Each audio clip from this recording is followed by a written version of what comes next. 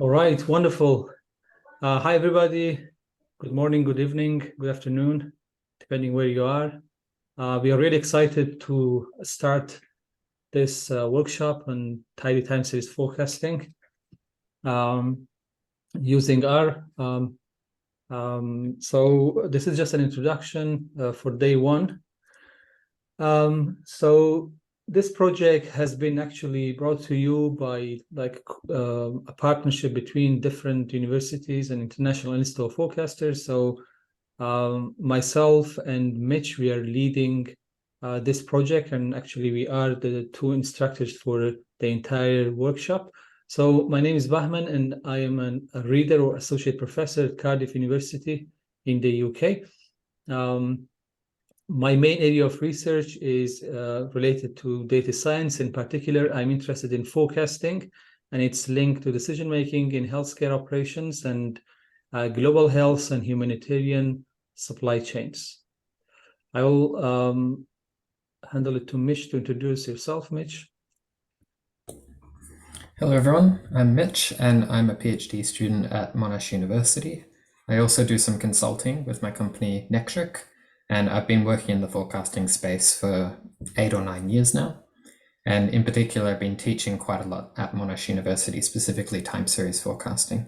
So you'll have me for the first few sessions, and then Bahman will take over for the last few days. And I look forward to getting to know you all a bit better and for you to learn more about forecasting. All right, so as you know, we have 5 days of almost 3 hours in the morning UK time, delivered by Mitch and myself. And following that, we have about 10 groups where each group is mentored by one student. Most of actually mentors here, they are either PhD students or master students from Monash University in Australia or Cardiff University here in the UK. So you will communicate with your mentors in a Slack channel. So we go through it in a minute. And of course, this project is also a collaboration with people in Kenya. So I will also hand over to Henry to introduce yourself and team and talk about this project a little bit, if you like. Yeah, hello everyone. Thank you, and good to see you this morning for the meeting and for the training. We from Kenya, we have a team, and it's composed of myself. We have Karen Mugo, Winnie Chacha, and Professor Samuel Malili. I don't know whether Prof is available to be able to actually represent the team in terms of the project section. Prof, if you can just give a brief, and then we can introduce ourselves.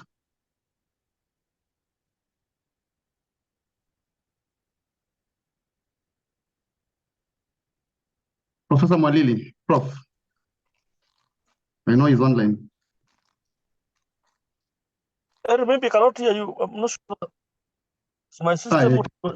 Okay. We can hear you. So can I go ahead? Yes, Prof. Yeah, hello and very good morning. I'm very excited by this training. My name is Samuel Malili, Professor of Statistics at Jomo Kenyatta University of Agriculture and Technology. And we have our coordinator here, Henry Kissinger, who is a coordinator team. And we're here to learn, and I hope this is a great step in Africa, Professor Bahman and your team. I think what we are doing is commendable and it's going to transform in terms of statistics, not only just time series, but also application of statistics in various areas. Thank you very much. Yeah, thank you, Prof. I don't know whether Caroline Mugo is in. I know she's joining, and as I mentioned, Prof. Whitney might not be able to be with us for the most of the sessions because of some other unforeseen circumstances. My name is Henry Kissinger. Can you, Carol, yes? Yes, good morning and good afternoon for other people.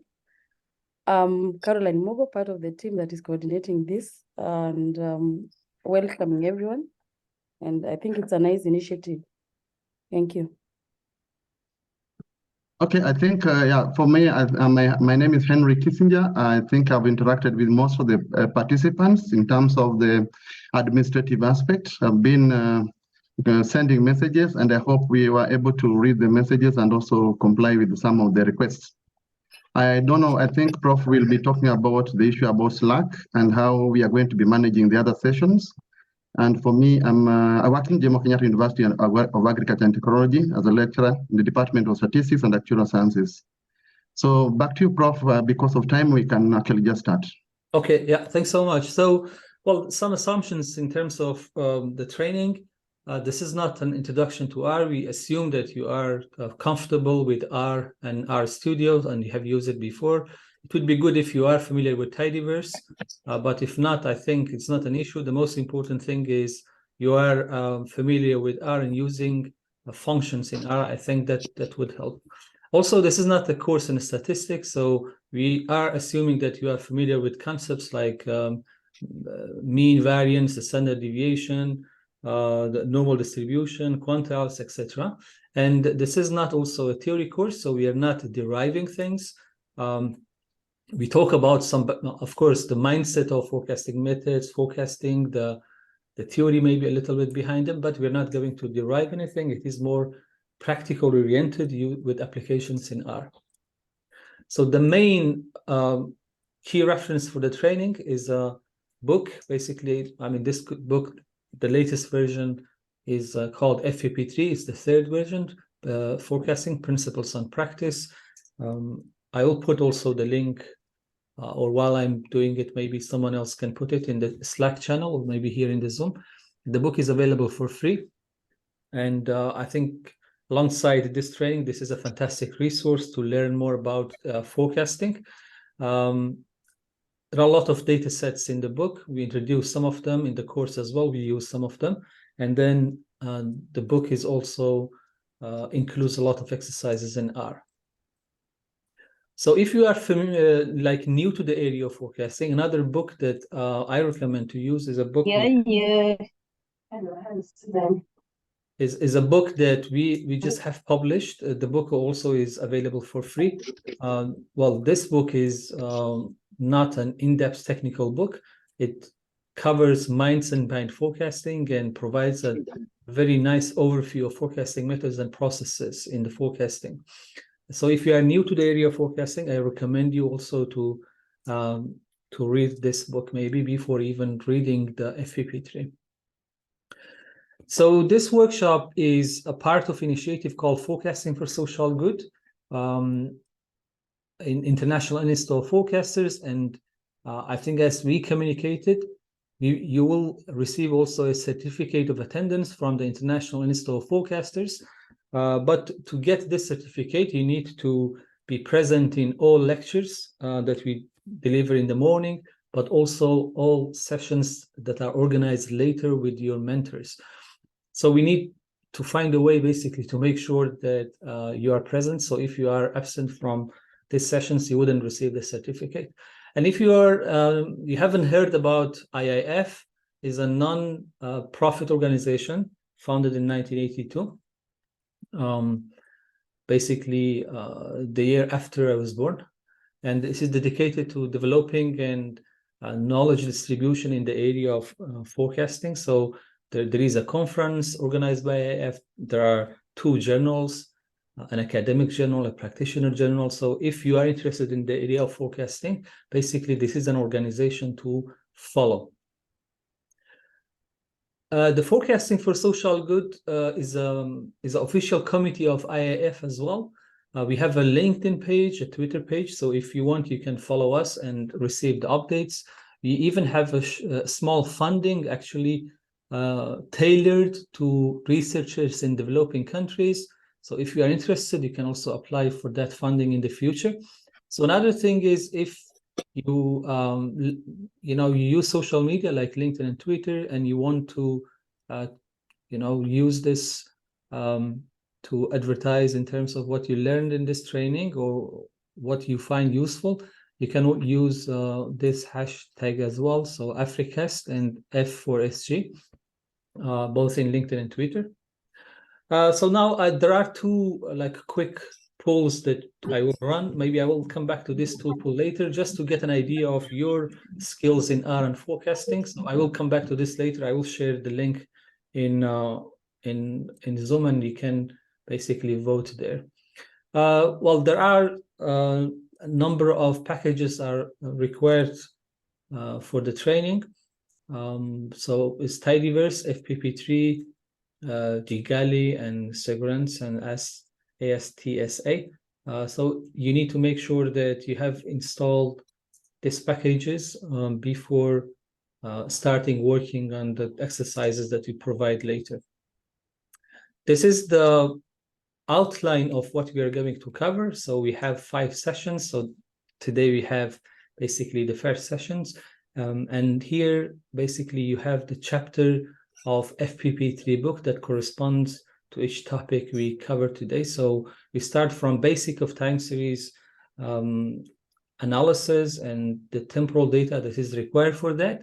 And then we end with how to evaluate the performance of different forecasting methods.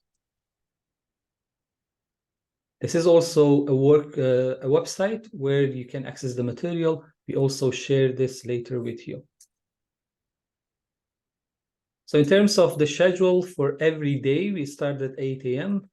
We have the first lecture at 8 to 9:30, and then we have a break of 15 minutes, and then we continue until 11:15, and everything here is a UK time zone. So in terms of how you meet or how you get support from your mentors, you need to coordinate with them in the Slack channel, and I will show you how to do it in a minute. So in terms of accessing materials, so we have a website. I think in a minute, Mitch can go through it briefly to introduce you to the website. And then we have also mentorship sessions and QA, and I will briefly show you how to use Slack channel as well for those sessions. So Mitch, maybe you can go through the website. If you haven't shared it, we can share it maybe. And then I will go to the pool just to get an idea of the skill set of people here. Okay, so while Bahman's setting up the polls, I have just put some code in the chat. If you haven't installed the packages for this course, this will help you get started. You can find all of the materials that I'm about to show you on the website at this link that I put in the chat. And I will just share my screen now so that you can see everything properly.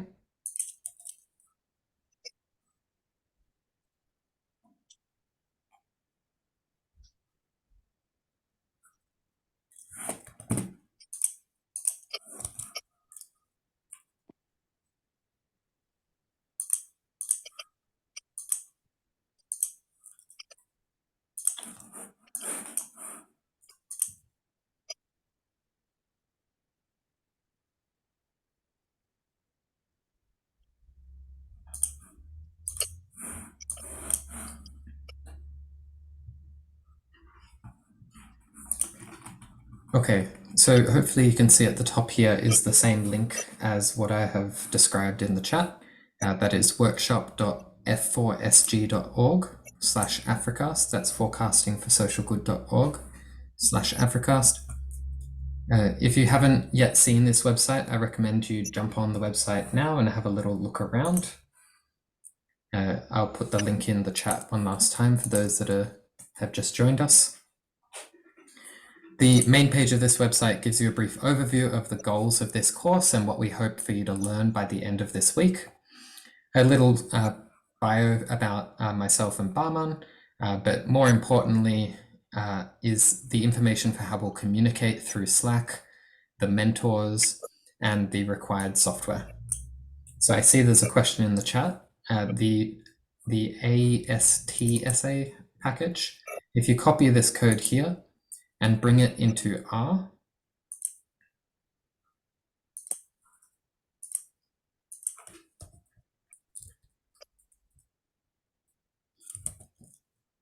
Just copy that code once more.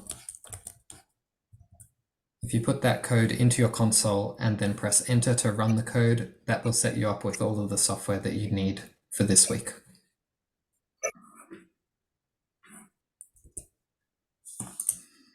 Now, there's a few important links on this website. Perhaps most important is the schedule here. If you click on the schedule, we'll have a plan for each of the days, including all of the materials that we'll be using on that day. So Bahman alluded to this a little bit before, but we've got each day split into 3 sections. We have 2 lecture-style workshop sessions running 15 minutes apart. They're an hour and a half long. And then you should now be connected with a mentor on Slack and organizing a time with them for when you can all meet and work through the exercises. So we're currently in this very first session. And if you click on this first session, you'll find all of the slides that Bahman just presented before, and also the material that I'm about to go through, which is how we set up a TSIBL, a tidy time series dataset. Now, these might take a little bit of time depending on your internet connection, so please be patient for these to load in. So the second session, which we'll see in about an hour from now, looks very similar, a set of slides, but perhaps most important to go through briefly is the exercises. And this is some tasks that you'll work through with your mentor. Your mentor will be available to guide you through this and answer any questions that you might have as you work through the material. But we have this split up into 2 sections. We have a learn section and an apply section. The learn section really helps you along introducing the ideas of how to create a time series TSIBL. And it will show some examples of some issues that you might come across and some tips that you might find useful. And then as we progress through the visualization and the other things that we'll cover today, you'll get to the apply section. And this is where you'll apply these skills of creating a time series dataset and visualizing that dataset onto a real dataset from Africa. And maybe Bahman can introduce this dataset a little bit more. Bahman, would you like to talk about that briefly? Yes. So yeah, for the apply session, basically you apply everything that you learn in lectures and also in the learn part into a data set that is from vaccine distribution for BCG, which is a type of vaccine in an African country. So this is basically the doses administered for each vaccine, disaggregated into different regions, and there are 9 regions. So the data set has the doses administered for each region and every month of the year, alongside the population for that region and that time, but also another variable called a strike, whether there was a strike within that month and that region. So basically this data set is because most of you might be familiar with the context, because this is quite relevant to the context in many countries there, but also it has the temporal data, which is the time series of those administered, but also some predictors that could be helpful. So it's a sort of a really nice exercise that helps you to learn more. Great, thank you, Bahman. And perhaps if we have some time, I'll load in this data set and we can have a little look at that structure. Yeah. But the goal, go ahead, Bahman. I just wanted to, yeah, when you finish, I can share the tool as well. So, Fantastic. So the goal of these exercises is to give you the opportunity to practice the skills that we're talking about in these preliminary sessions, apply it to some data sets, and then give you the chance to try it out on a project with some real data. And at the end of the 5 weeks, you should be able to produce some forecasts of this data, visualize it, and evaluate how accurate your forecasts are. So we're giving you all of the skills that you need to produce some accurate or trustworthy forecasts. The other part of this website that I want to bring your attention to are the downloads and the repository here. All of the information here can be downloaded on your computer, saved for later. This website will be kept around as well. So you can download the materials from the top here. There are some last few things that we're adding. So maybe download it at the end of the week. And you can keep track of all of the changes we're making on this GitHub repository linked on the website. So the links in the navigation bar at the top are quite useful. For now, I'm going to hand it back to Bahman and we'll look at those polls. Yeah, wonderful. So, well, this is the website actually for the workshop. So everything is available here. Sorry. So everything is available here. So take your time. I mean, go through the website, familiarize yourself with this, and if there is anything, you can always ask in the channel. So now we have prepared two short polls. So I will put the link here in the Zoom. So please just click on the link and then choose basically an option that represent your skills in R and then also in forecasting.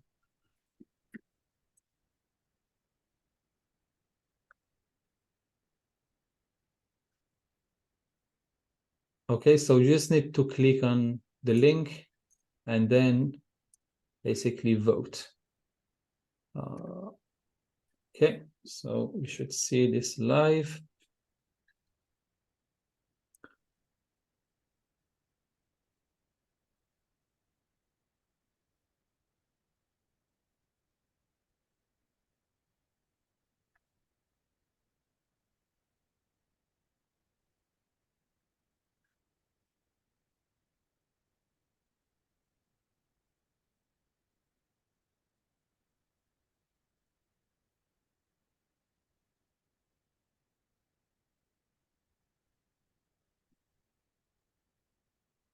We have 24 votes, 25. We need more. Please just, I don't think you need to think too much about which option.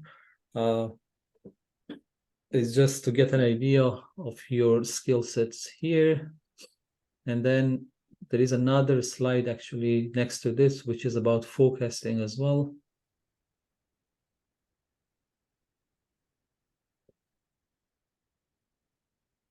Well, we still need to get 10 more people. Let's get to 30, to 40, and then we go to next slide to see your forecasting skills.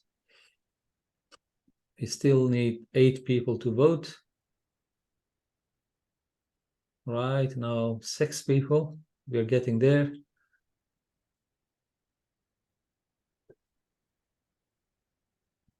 Okay, 35.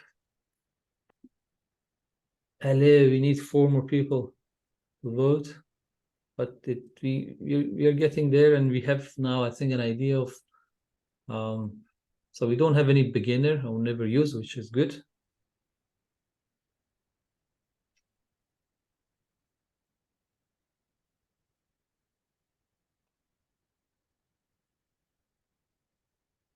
All right, well, let me go to the next one, which is about your skills in forecasting. You should be able to go to the next one. If you don't, let me know. I will put the link there. Yeah, so we have the votes. It is good.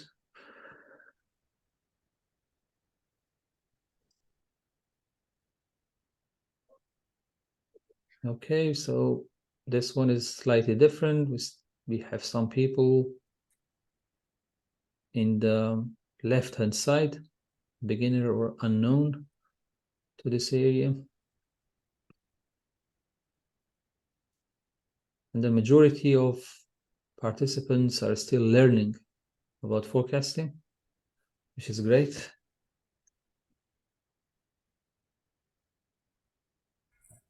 You've come to the right place if you're in that category.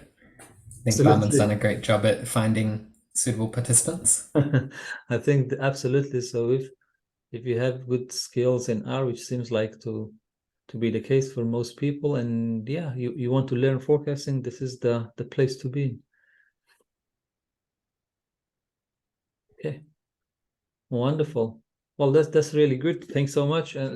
Now I think we have an understanding of the sort of skills that you have and your familiarity with R and forecasting, which is very helpful. I think one last thing that I wanted to go through here is the Slack channel.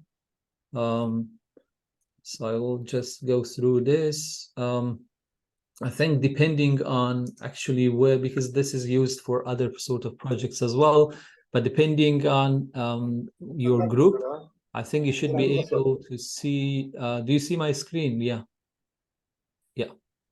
So you should be able to see your group, and then something called the general. I think this is what you see. So you can actually ask general questions here in this channel if you like. But the most important part is the group one. So in the group, basically, you are allocated to a mentor, and the idea is to communicate with the mentor through this channel. This is for the learn and apply exercise part. So after the lecture, I think this is actually Josephine has already shared, the time slots for this group, which is group 1. So the suggestion is to meet from tomorrow until next Monday to support you with the tutorial parts, with the exercises. So the idea is they communicate with you. Please try to be responsive because they are there to support you, to help you to learn. So communicate through the channel, ask questions, but also, make sure that you attend those sessions organized by them. So again, there is no other really alternative. There is no other, channel. We don't communicate through emails or any other channel. This is the only way to get support from mentors, and this is really a unique opportunity that helps you, to learn faster. So try to use this opportunity, and also remember, if you want to get a certificate from IIF, you need to attend all sessions in addition to lectures that we have today. So all the tutorial sessions organized by mentors as well. And most of them actually, like Mitch is, so they stay awake quite late in Australia to support you. I am sure all of us, we appreciate, their time. Instead of doing something else, doing something fun, they are there. I mean, it could be fun teaching forecasting and writing R codes as well, but maybe something nicer to do in the evening, but they dedicate their time to support us. And I think that's very valuable, and I hope everybody recognizes that as well. And another thing to note, we've all done quite well coming at the right time, but we're spread across many continents. So time zones can get complicated or difficult. The time zones shared here are in Australian Eastern Daylight Time. Do convert between whatever time zone you need and join at the appropriate time. All right. So Mitch, I think we have covered everything we wanted to introduce, basically the project and some admin's things around it. I think it's time now to move on, basically to start the training itself. Well, there is a question, how do we know our groups? You have been invited to Slack. So you have been invited to a Slack channel. Everybody received an email, I think. We have communicated multiple times that you need to join the channel and then use it. And I think most of participants are already in Slack. So if you have any issue, please get in touch with admin Tim, and then we can help you to set up the Slack channel as well. All right. Okay, thank you, Bahman. Now, I wanted to start with a bit of an overview of what we're going to cover in this week. Before we get started with anything, we need to learn about what time series is and how do we represent time series data in R. And that will be the topic of the first session. Now, there's plenty of time as we go through this material, so please do ask any questions that you might have in the chat. I'm happy to go down any tangents or detours to give you the best information we can.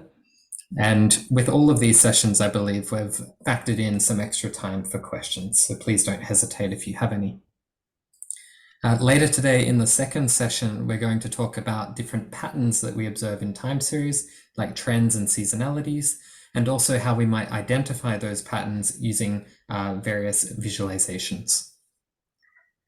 On day 2, we'll start looking at how we might adjust or modify time series. You often see seasonally adjusted figures reported from statistical officers. we might try and calculate them for ourselves. We'll also look at alternative ways of visualizing time series when you have too much time series to handle. On day 3, we'll start modeling our time series data and producing some forecasts using some basic methods. And then we're going to use a pretty general tool, regression, that you may have heard of from other data contexts in order to represent time series patterns and produce time series forecasts. In day 4, we'll introduce a couple more advanced methods, ARIMA and ETS, which are useful for handling a large variety of different time series and capturing trends and seasonalities dynamically. And then finally, in day 5, we'll introduce some accuracy metrics and also some diagnostic tools that will help you identify which of these models is performing best for your data set so that you can produce the most accurate forecasts. Please do interrupt as well if you cannot understand me. I am Australian, so I do have a bit of an Australian accent. So if you struggle to understand me, let me know. I can slow down, try to speak a bit clearer. Okay, so here's the first set of slides that you can find in the sessions. And this is all about the basics of what time series is and how do we create a time series data structure. That is a symbol that we have represented here with the hexagon sticker. So to start, what is forecasting? Here is a time series. You may have seen some time series like this before. Often you'll have these up and down patterns. Sometimes it will go up, other times it will go down. And we're interested in generating some forecasts. What is going to happen in the next year or beyond? So ideally, looking at this time series, we'll continue that up and down pattern, and we'll continue with this fairly flat trajectory that the historical data is showing. And this lines up with one of our major assumptions about forecasting, and perhaps one of the major limitations, is that we assume the patterns of the past will continue in the future. If that doesn't hold true, then there's not much we can do for forecasting. But fortunately for us, it usually is the case that future values will look like the past. And that's what allows us to produce forecasts. So there's all sorts of aspects that we can consider when producing a time series forecast, and they're listed here. Most importantly, we want to know what we're trying to predict. The response variable, the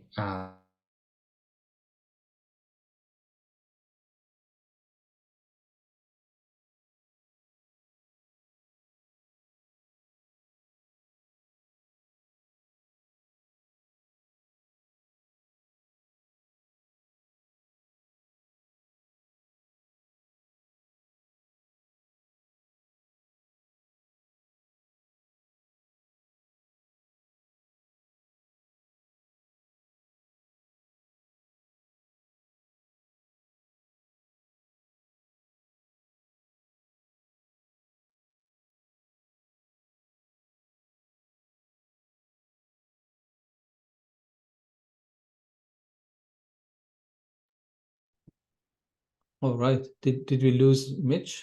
Everybody? Yeah, we can't hear him anymore. Oh, okay. Yeah.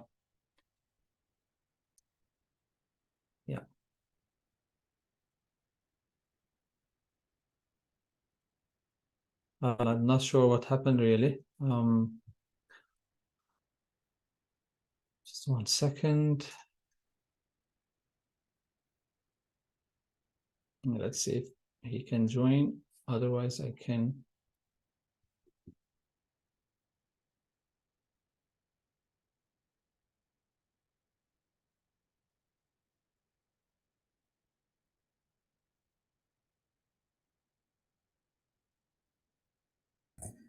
Sorry about that, everyone. It looks like Zoom add me as host so I can share my screen.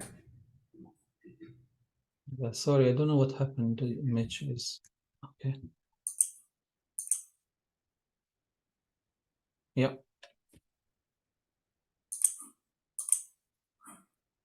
Okay, thank you. Sorry about that. I'll go back just a little bit to ensure that we're covering all the information.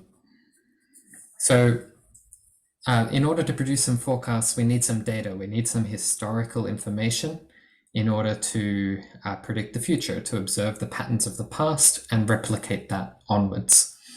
Now, this might include just information about the variable we want to forecast and time, and we can use that time information to create all sorts of temporal patterns that are common, like trend and seasonality. We might also want to include additional information from other sources, and in day 3, we'll see how we can incorporate additional information when producing our forecasts. And the last one here is the expertise of individuals. And this is quite commonly used when data is less available. We often need to make subjective decisions or expert-based decisions when data supporting those decisions are lacking. Now, this is particularly important for the pandemic, where we have an unforeseen shock to the data set, something that we've not seen in the past. And if we're trying to answer questions about what might happen next, we no longer have the data to support that, and we need to do our best guess by asking the experts. And there's ways that we can incorporate that information into our forecasts as well. Now, why would we want to produce a forecast? Forecasts are perhaps most useful for planning. They allow you to anticipate the future needs of, say, a hospital or a business, and then put some plans into motion to meet that new demand before it's required. So there's some prompts here that set out some very common questions that you might want to forecast. Do we need to build a new hospital within the next 10 years? The forecasts of hospital requirements, how many people will need to be in this hospital. If it's surpassing the capacity of the current hospitals, then we might need to build a new hospital. Now, this is an important distinction between forecasting and analysis, in that good forecasts allow you to make decisions, and that's what makes your forecasts valuable. They also help you provide evidence for making those decisions. Rather than just thinking about if hospitals are under stress, you can see numerically with data and produce statistical forecasts to provide evidence for that decision. So here's a simple workflow for forecasting.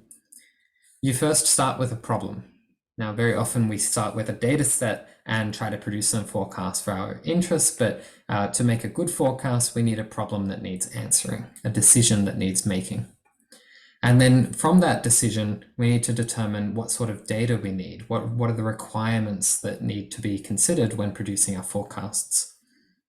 Once we know what data we need, we can go out and collect it, prepare it. Often in time series, that data is already available, already collected, which gives us a long history that we can use to answer our question and help make our decision. It's this loop in the middle where we'll be spending most of our time here in this week, where we prepare the data, which is what we're doing today, visualize the data, which we'll do in the next session, then we'll estimate some models to produce some forecasts, and that will happen tomorrow and the next day. Lastly, on day 5, we'll see how we can evaluate the quality of our models and forecasts, and this can start the loop again. If we're not happy with the quality of our models or forecasts, then we might need to go and collect additional information, prepare our data in a different way, or estimate a different model that might be better suiting the data that we're forecasting. So this is an iterative process that hopefully each iteration of the loop will produce better, more accurate forecasts. Once we're happy with our forecasts, then we can continue to write a report, communicate the forecasts to the people making the decisions, and based on their feedback, we might need to make some adjustments. Or once they've implemented and made some decisions based on the forecasts, if you have the privilege to look back in a few years' time to see how those forecasts have performed, you might need to make some adjustments to keep the model up to date. So let's start with how we prepare our data. We're going to assume for this course that all the data has already been collected, and that's quite a common situation that we find ourselves in when making forecasts. And to prepare our data, we like to create a time series tibble. If you're familiar with R and the tidyverse, if you've used rectangular data analysis before, you might be familiar with this thing called a tibble. In the time series domain, we put a little S next to it for a time series for Sybil, which incorporates the temporal dimension. We call this the index. We'll see what that means later. So we have some example data sets in the Sybil data package, and Feasts and Fables provide some tools that we might use to visualize and model and forecast this data. Here are some examples of time series data, and there's some relationship between all of these things. I'll give you a moment to read through them, and if you can, put in the chat what you think is the relationship between them.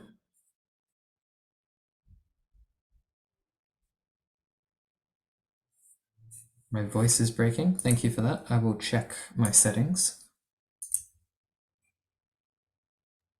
I don't think that's the from your side. I can Okay, you can hear me clearly, Bahman? Yeah, I can. Okay, thank you, Bahman.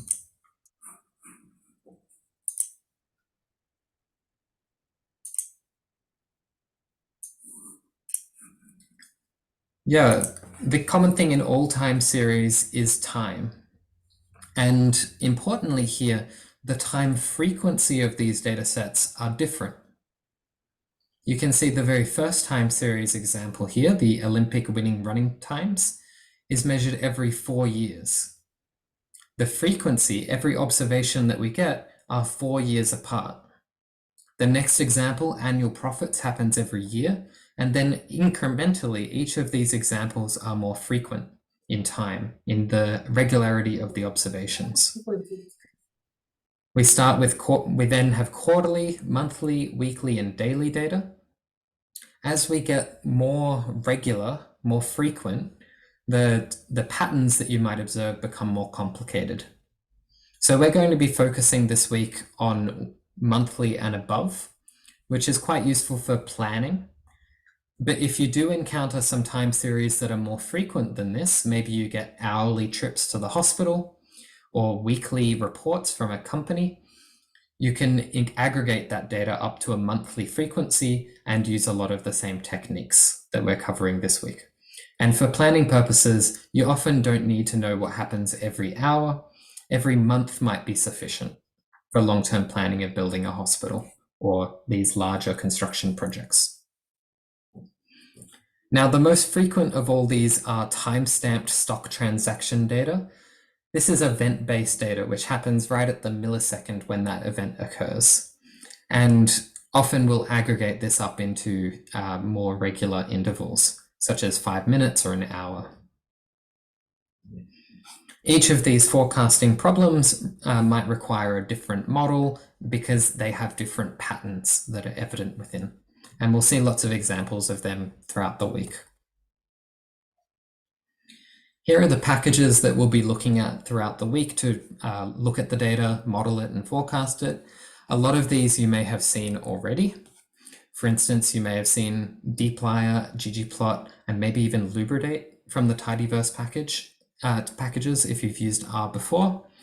What you probably haven't seen before is the last four: Sybil, Sybil data, Feasts, and Fable. And these are specific to producing time series forecasts and graphics. You can load all of the above using library FPP3, and this is what we'll do quite often to get access to some data sets for class and also all of the tools that we need to produce plots and forecasts. Okay, let's start with Sybil objects. So I'm going to switch over to R so we can look at this one together. If you have any questions, please put in the chat or unmute your microphone. So I'm going to start by loading in the FPP3 package. If you haven't installed this, you can install it with install.packages and then in quotes FPP3. There are a lot of packages included in here, so if you haven't yet installed it, it might take a while to download and install them on your computer. But once I load FPP3, then I should now have access to the dataset global economy. So if I type that here, you'll see that in the output of the console, to run that code, you can click on Run.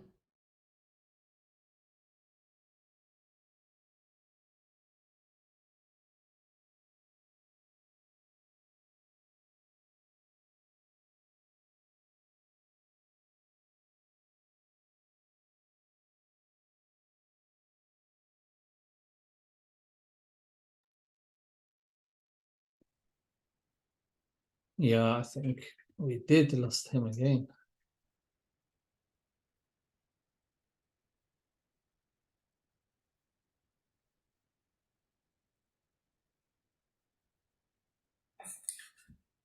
Sorry about that. I think there's an issue with my Zoom version.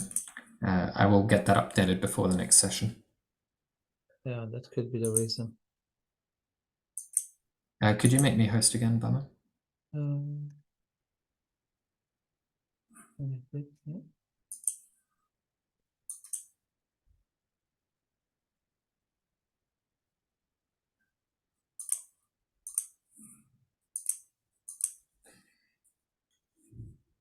Okay, I'll try not to do anything too taxing on the computer, avoid the crashes. So I've loaded in the FPP3 package here, and then I can access the global economy dataset just by running global economy. You can either click on the line of code and press run, or you can use the shortcut Control Enter. And then you should see that code appear in your console, where you can see we have a symbol, a bunch of rows, and a new row here called key. If you're familiar with tibbles, I'll convert this to a tibble. Normally the output that you get is just the rows and the columns, but here with a tibble, we have some additional information. Can anyone guess what this 1Y represents? 1 year. 1 year, that's correct. So this is the frequency of the data. You can see in the year column that the data for Afghanistan starts in 1960, then 1961, 1962, and so on. So going back to the slides, when I talked about the different frequencies of data sets here, we're working with some annual data. I want to ask, like, was the data already in the environment? So I've got some data in this environment. I'll clean that up. You don't need it in the environment to access this. It's included in the package environment. Okay, thank you. Which is here. Oops, sorry, I'm not sharing the right screen. There you go. So I've just cleared the environment and I can still access global economy because it's coming from the FPP3 environment, which you can find here.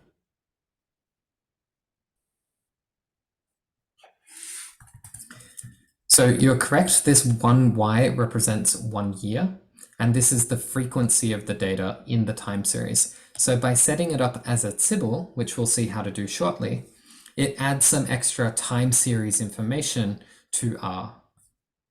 We also have this key column. Can anyone guess what country 263 represents for this data set?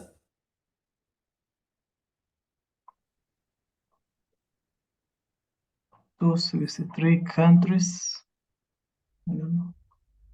That's right, it's the total number of countries. And the reason why we have this as a key column is because the country variable in this data set uniquely identifies a time series. If I look at just 1960, and I can do this using dplyr, the filter function, you can see that there's many countries. In fact, there's 260 countries based on the number of rows and the number of countries that have economic information from 1960. However, in a time series, it's not possible to observe multiple things at the same point in time. If I said, what is the population in 1960? There can only be one answer. But if I say, what was the population in Afghanistan, Australia, and United States? Now we have 3 different populations that we can consider. So another requirement of a time series tibble is that time is unique. That means that there's only one point in time for each time series value. So in this case, when we have multiple 1960s showing up, we need to identify them using an additional variable. In this case, we're identifying them by country, allowing us to get multiple populations for each of these countries. So the global economy dataset doesn't just have one time series, we have 263 different time series split up by countries. And if we look at some other datasets, we'll be seeing tourism quite a lot in the exercises. You can see that you can actually use multiple key variables to identify a time series. Tourism, this data set is the number of tourists coming to Australia. It talks about exactly where they're coming to in Australia and the purpose of their visit and the number of people that have stayed. I think this is in thousands. You can see that the frequency of this data set is quarterly by the 1Q. And looking at the time column, quarter, this is known as the index. We see it starts at Q1, Q2, Q3. So every time step increases by 1 quarter.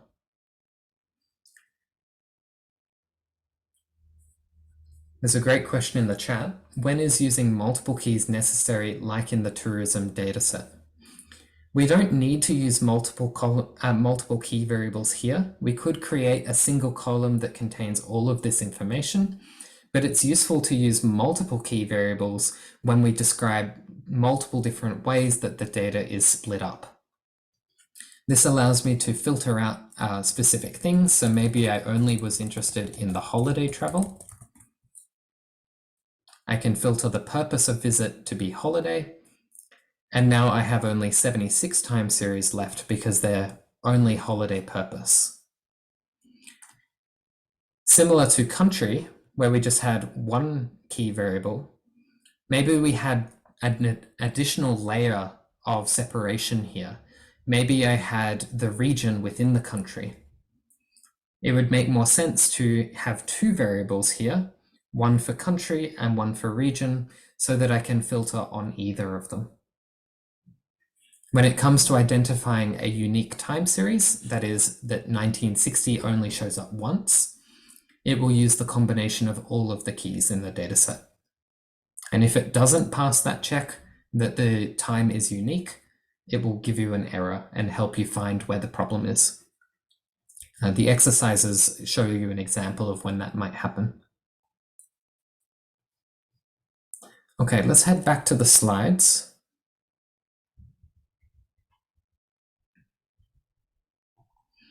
Okay, so we've seen the first two rows of this data set, the 1Y representing the annual frequency, 263 representing the number of time series in the data set.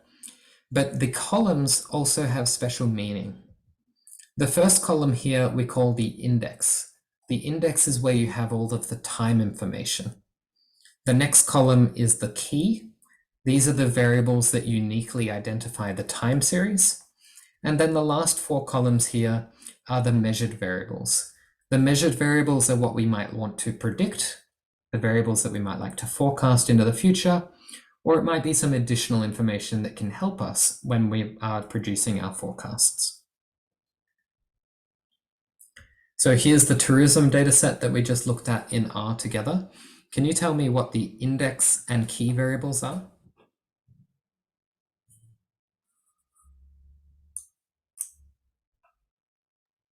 The years are the indicates. So the index here isn't, I wouldn't say it's year. We do have year information, but what's the Quarterly, variable name? yeah, the quarterly Quarter. data. Perfect. And the measures are the variables, and the state, I think, measure variables are these. Right, so at a glance, it can be a bit tricky to identify what are the identifying key variables of the dataset. But a little hint, often they're categorical variables. That means that they're text variables. And you can see Adelaide, SA, business, this is all text.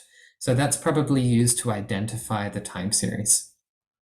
Because we've already set this up as a symbol, you can read the key variables from the key row. So we've got region, state, and purpose, resulting in 304 time series in total. And you're correct in the chat. What we're wanting to measure here is the trips variable. So state and purpose are key variables along with region. And lastly, the trips variable is our numbers. That's what we want to predict into the future.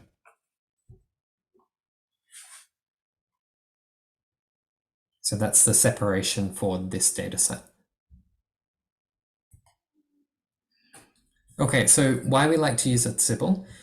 It has some added constraints, some added guardrails to ensure that we don't make some common mistakes in time series. In particular, the index is ensured that it's distinct, meaning that the same point in time can't be showing up multiple rows. You can't have multiple observations for that same point in time. And it also comes with some added tools for easy visualization and modeling. The nice part about Sybil is that it looks very similar to a Tibble. So if you've worked with the tidyverse before, if you've used dplyr or tidyr to manipulate your dataset, you can use all of those same tools with the time series Tibble, the Sybil. There are a few differences that we'll talk about, and we'll look at these in the exercises as well. But for the most part, it behaves very similarly. The main difference is that the Sybil, the time series Tibble, will always want to hold on to its time information. So if you're doing a summarize operation, it's going to hold on to your time variable. There's an automatic group. Let's see how we can create a Sybil for ourselves from a data set. Very similar to a Tibble, you can create the columns as the arguments of the Sybil function. But in addition to what you have with Tibble, you also need to say which of these columns corresponds to the time index, and also the key variables if you have one. However, usually we're not going to create a Sybil ourselves from scratch in code. We're going to load in a data set from somewhere else and then convert it to a Sybil.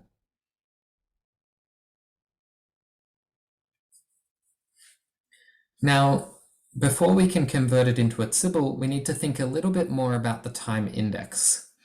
Here you can see we've got monthly data, 2019 January, 2019 February, and so on.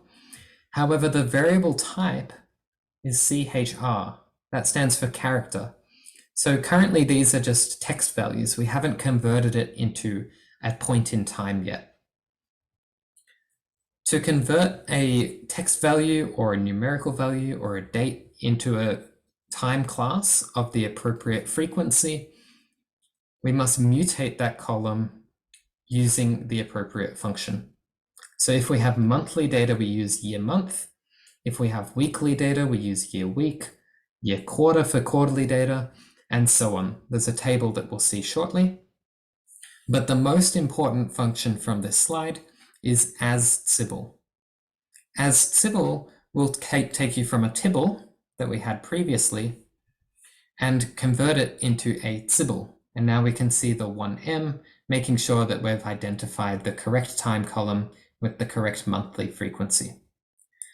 The arguments of the as Sybil is the set of index variables, that's your time variable, and your key variables, the variables that identify individual time series. We'll see some more examples of that shortly.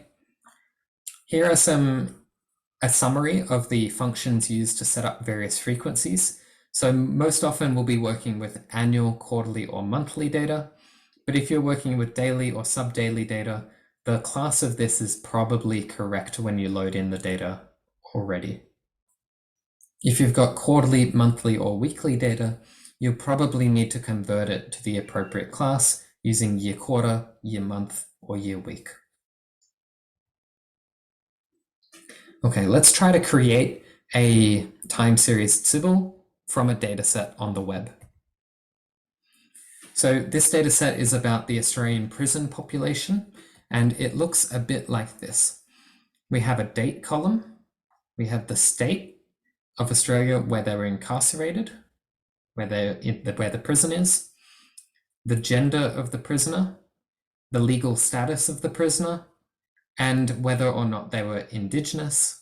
And then the last variable here is our numeric variable that we're interested in forecasting, the total count of the prisoners.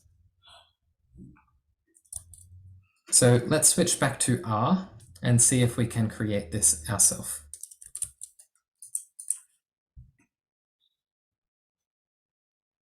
Now, I believe there's a link to this in FPP3. Bahman, maybe you can find that for me, just so that everyone can follow along. Sure, I will share the link now. Do you have the prison.csv from FPP3? I think I should have it. Just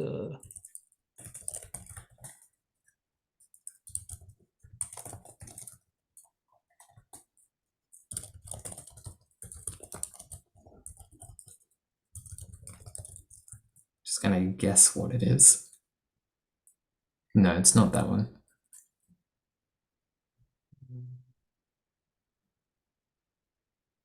If it doesn't work, we can try a different example that I can copy into the chat. We can look at the tourism time series. Here we go. I put it here. You found it?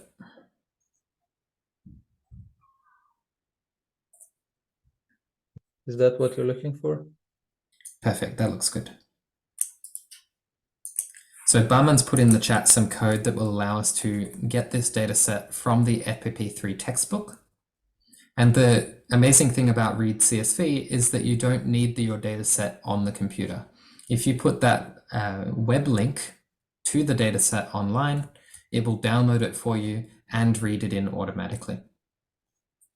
So saving this as prison, you can see I now have the prison object in my environment,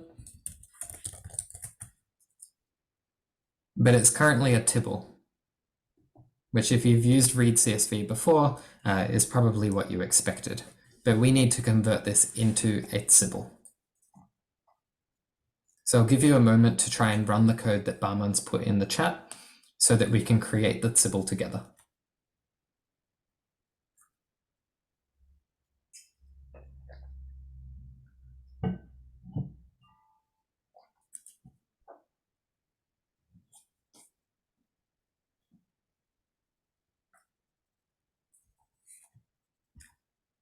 Okay, so you should see your data set looks very similar to what we had in the slides.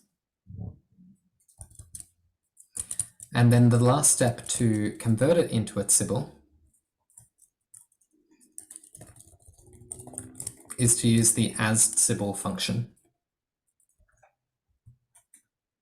So if I run this code, it will try and guess what the time variable is. It says using date as the index variable. It's always better to explicitly say that the index is my time column called date. You can see the time information in the first column called date. But then I get this error. It says a valid tibble must have distinct rows identified by the keys. Use duplicates to help you find the problem. This is because we don't just have one observation at each point in time. We've got multiple time series in this data set. In the 1st of March, at ACT, female remanded ATSI for Indigenous status, we have 0 prisoners. But at the same point in time, we have non-ATSI prisoners of 2. So we need to identify each of these time series distinctly. It's not possible to have the same time point have 2 different observations. So this is where we need to specify our key variables. And if you're unsure what your key variables are, you can ask your data provider, but often it's safe just to check which class we have. So state is a character vector, gender, legal, and indigenous are all character variables. I'm pretty sure that they're my key variables. So in the key argument, I'm going to put all 4 of these: state, gender, legal, and indigenous. And now I successfully get my tibble. So you can see the key information has been accepted. We don't get an error anymore. And we get 64 different time series combinations in this data set. Can anyone spot a problem with the output that I see here?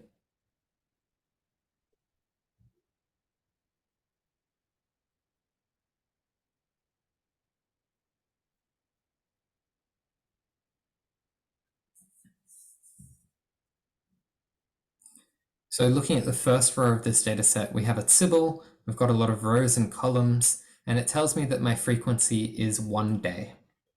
Now that can be perfectly reasonable. It's possible to get daily prisoner counts from all of these different categories.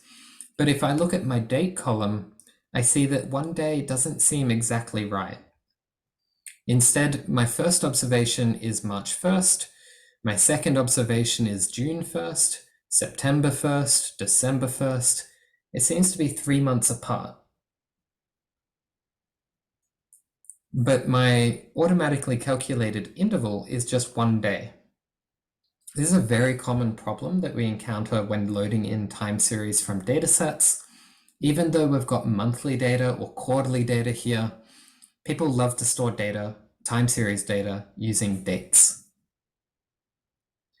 And this is the incorrect format because we can have a different number of days between each quarter or even each month. So a more precise way of describing the date column is to convert it into a quarterly variable.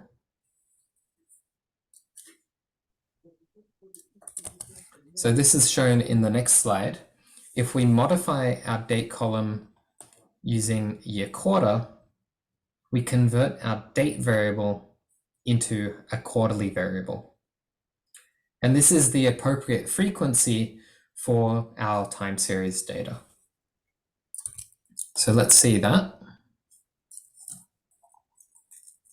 Before I convert it to a symbol, I'm going to mutate quarter is equal to year quarter of quarter, and running just that part of code, year quarter of date, sorry. The variable containing my time information is date. I now have my original time column still here, but my improved time column in the quarter column. So now instead of setting the time series index to be date, I set it to quarter.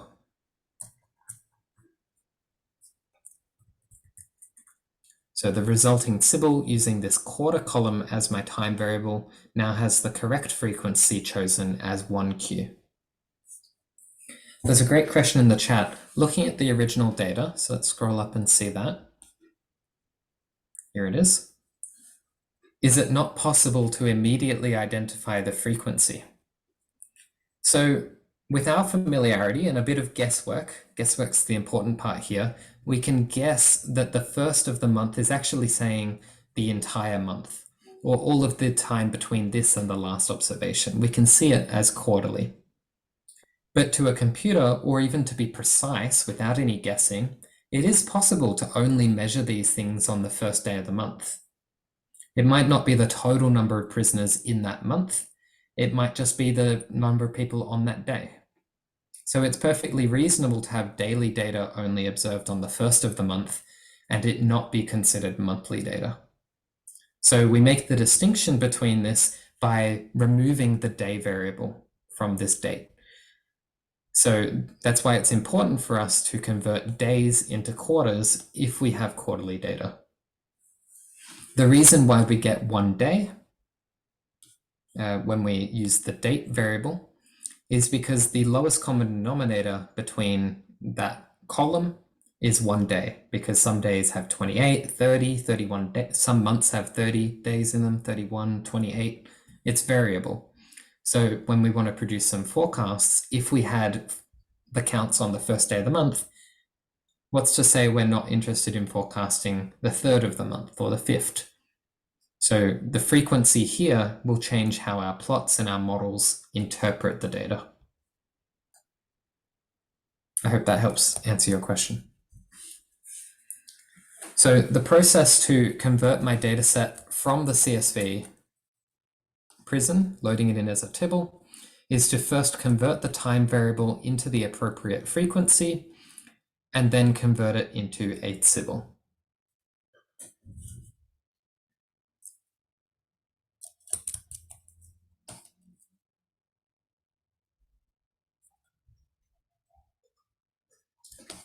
The slides just do a little bit of cleaning up. It removes the date column, but other than that, it's all the same. Okay, the second example I want to look at is the pharmaceutical sales in Australia. And this is a data set we'll come back to later on, especially in tomorrow's materials when we consider how to split apart time series. So the Pharmaceutical Benefit Scheme, the PBS, is how Australian drugs are distributed, are subsidised. And the government is really interested in knowing how much subsidy they need for the drugs, how much they're going to spend on making sure that healthcare is affordable to Australians. And often when you get a data set, you will have some additional information, some description. And here it's telling you that we have both the number of scripts, number of drugs, and the total cost. And it's split up using a couple of categories. The drug type, which is ATC1 and ATC2. Sorry, it's just over here, ATC2. But also the concession category and the type of patient. And in combination, we have a total of 336 time series. Now, the PBS dataset is automatically included in the FPP3 package. So all we need to do is write PBS to get access to this dataset. We can then use all of our standard dplyr skills to manipulate this and calculate some summaries. So I'm going to take the rest of this session, we've got about 10 minutes left, to play around with dplyr and calculate some interesting summaries. Okay, so let's switch back to R and play around with that. There's another good question in the chat. It's about the pipe.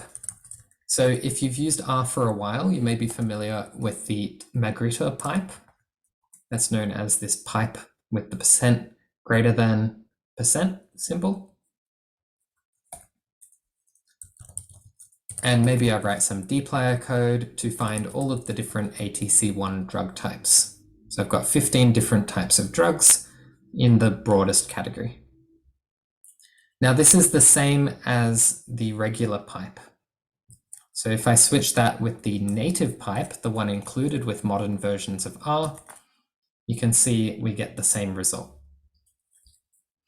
There are some pretty subtle differences between the two.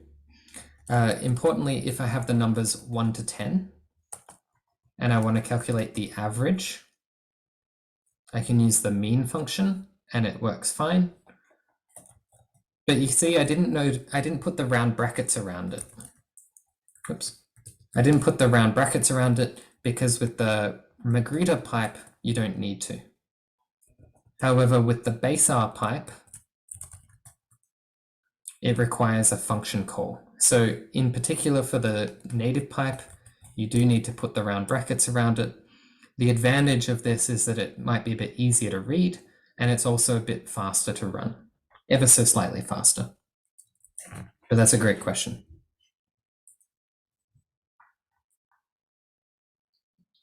Okay, let's look around at the PBS dataset.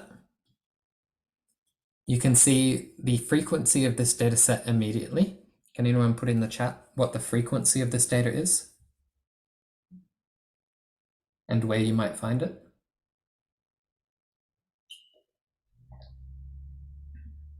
Monthly, fantastic. So you can see the 1M at the first row indicates that we have monthly data.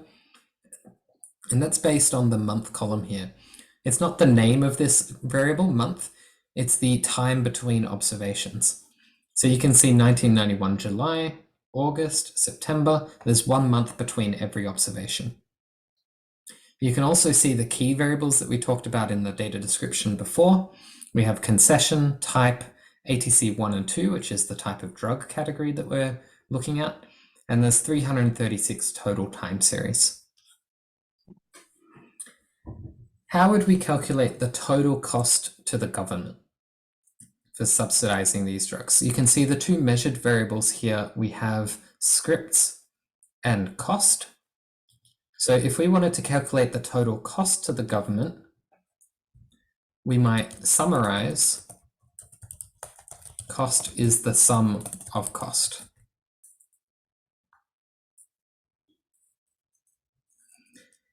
And you can see, unlike what you might have expected from a tibble, the summarize function has given us more than just one number.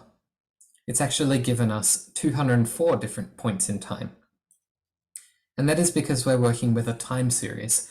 A time series symbol will always want to hold on to its time dimension, meaning that the month variable here is here to stay. This is important and even useful for us because we're probably not interested in the total cost to date of the program, but we're more interested in the cost every month because the government is interested in budgeting for the next year.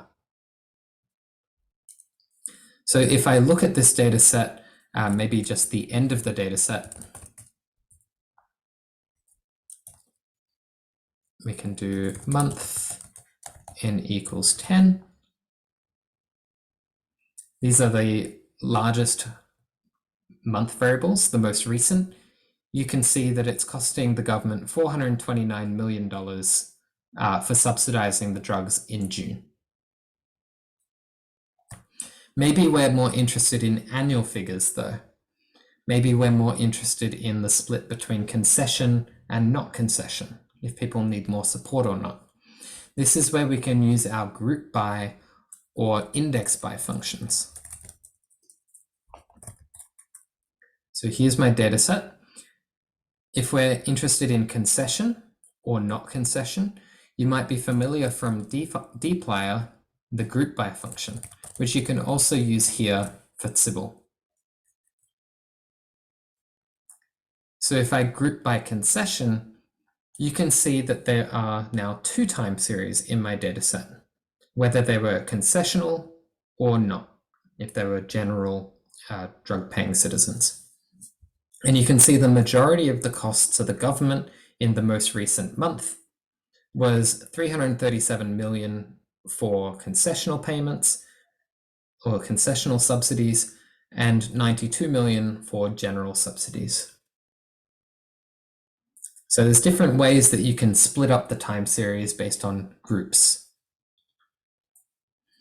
You might also be interested in the monthly, instead of monthly totals, you might be interested in annual totals.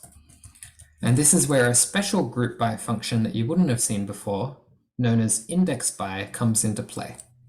Here we can create a new time index based on the previous one. So if I want annual summaries, I'll just switch that to year, my new time variable. I can index by year is the year from the month variable. And now I can see the total cost to the government in 2008 was around $3 billion. Now, an important consideration here is that this year wasn't yet complete. Remember before it only finished in June? So we're missing half of the year. You've got to be very careful when you aggregate time to make sure that the time bins are complete. That's why most other months are closer to $5 or $6 billion. This drop here at the end of the data set is just because the year hasn't finished yet. So be careful with your interpretations there.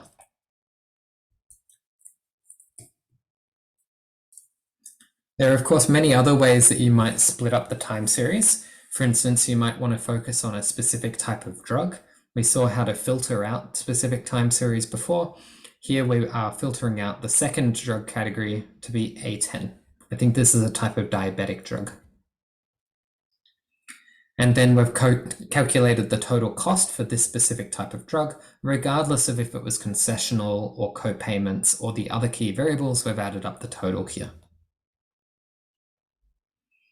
You can then adjust the output to be in millions rather than dollar terms, make any transformation you'd like, and of course save it as some other variable for later analysis. Maybe you want to plot this slice of the data, maybe you want to model and forecast it. You can use all of the tools that you're familiar with using dplyr. Okay, that brings me to the end of the slides, but before the next session, perhaps you're less familiar with dplyr.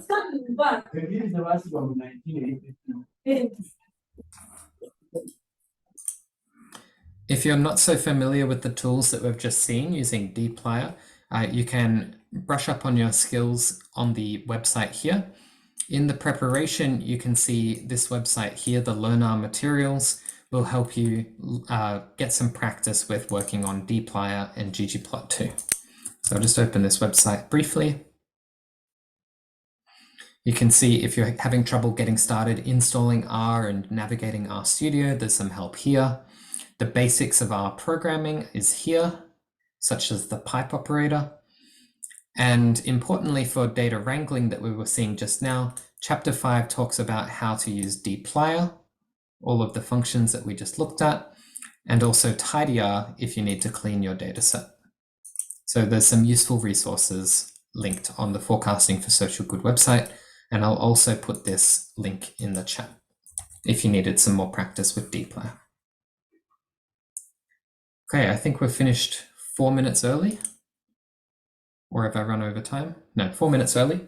So if you have any questions, I'm happy to answer them in the chat.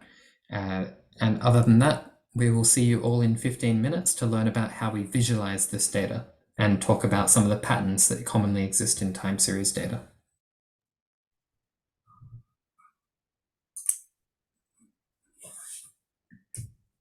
Okay, I pause the recording, or I lock it. I lock it for each day, so just to make sure we are consistent. Great. Well, welcome back, everybody. We're now going to start the second session, which is about understanding the patterns that are common in time series and also how we might see those patterns. So basic visualization techniques, some plots that you might have seen before for time series, but probably also some that you haven't seen before. So you can find the materials for this session again on the schedule. You can click into the second session, and here you should find the slides.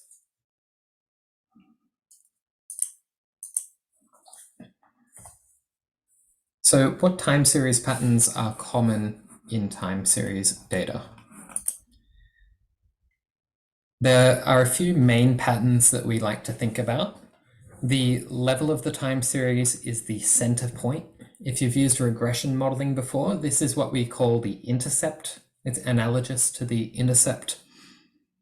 Perhaps most dominant in time series patterns, most familiar, are the trends and seasonalities. But there's also some subtle nuances, different types of trends, different types of seasonality, and those slight differences between trends and seasonalities are important for when we come to choosing an appropriate model. We also have this pattern that is commonly confused with seasonality, and that is cycles, cyclical patterns. And we'll look at the difference between seasonality and cyclical patterns today. There's also less clear patterns, more subtle, nuanced changes known as autocorrelations. And there's also some patterns that I don't think belong here. They're not really patterns, and that is the randomness. All time series have some observation noise, some unexplainable or unpredictable behavior that we don't try to capture into a model. So we know that as noise, and the noise is very highly related to the signal, the trend, the season, the level, in how easy it is to forecast the time series. If you have a time series that's very noisy, you'll need very large intervals, uncertainty, to represent how confident you are with that forecast. Similarly, if you have very small amounts of noise, but very large, otherwise predictable patterns like trend and seasonality, it's a lot easier to forecast, and you can produce more confident forecasts with smaller intervals. You might also have information from other sources. You might have temperature, population, other factors that might relate to what you're interested in forecasting. And on Wednesday, we will see how those other predictors can be incorporated into a model. So here are the 4 main patterns that we're looking at today. We'll also look at autocorrelation, but the level of the series is the center point. The trend is a predictable long-term increase or decrease. It's an upward slope or a downward slope in the data. Seasonality is a repeating pattern over a constant period of time, a fixed period of time. And that's different from a cyclical pattern, which goes up and down predictably, but you don't know when or how high it will go up or down. It's less predictable than a seasonal pattern. Here are some plots to represent these behaviors. The left here shows you the level of the series, completely flat at 100, but your data might look a bit more varied than this. The random variation here is the noise, and the signal is that it's pretty flat. It has a constant level over time here. So if we were capturing this with a model, we might like to use a model that doesn't have any trend, doesn't have any seasonality, just something that produces something right through the middle, maybe an average. A trend, however, has a prevailing upward or downward slope to it. You can see in the left plot, it is very noisy. There's lots of random variation, but overall there's a slight increasing trend, probably not as strong as what's been drawn here. I'd draw it a lot flatter than that, but definitely in the second plot, you can see that there's less noise and a very clear decrease over time. This is known as trend. The third, perhaps most evident pattern that you can identify is seasonality. Here we have quarterly data. We can tell because it says quarter here, and also between the years 2019 and 2020, we can count 1, 2, 3, 4 observations. This is a seasonal pattern because the shape repeats. It's a very consistent shape and it repeats over every 4 observations. Now, I did tell you that there was a little bit of nuance between seasonalities. Not all seasonalities are the same. On the left here, we have an additive seasonality, but on the right, we have a multiplicative seasonality. Can anyone describe what the difference between these two plots are? And perhaps easier to answer would be, why is one additive, but the other is multiplicative?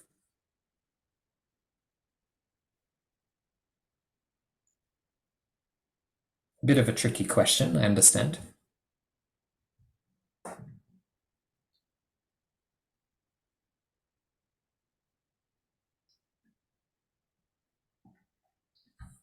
I think the one on the left is occurring almost at a constant rate over time, but the one on the right is increasing with time. Perfect. So it's not quite with time, but you're on the right track. So you can see that the plot on the left has seasonality that has the same amplitude, that is the same size, regardless of where we are. Whereas in the plot on the right, you're perfectly correct, it starts very small with a small amplitude, and then it gets bigger and bigger. Now it does increase as time goes on, but more importantly here, and why it's additive and multiplicative, is that it increases in amplitude as the trend increases, as the amount of demand increases. It just so happens that demand goes up while time goes on. So there's some double interpretation that you could make there. But importantly, the seasonality in the plot on the right is multiplied to the trend. So we have the same seasonal shape, but it's multiplied to a small trend, small number, which gives you a small seasonality. But when the level of the series is higher, demand is higher, we're multiplying seasonality by a larger number, which gives me a larger shape. On the plot on the left, we have additive seasonality. And so we have the same trend going through the data, but the same seasonal pattern is added on. It doesn't matter where we are for trend, we get the same seasonal shape. If this was decreasing, we would start with a very large seasonal pattern and it would get smaller.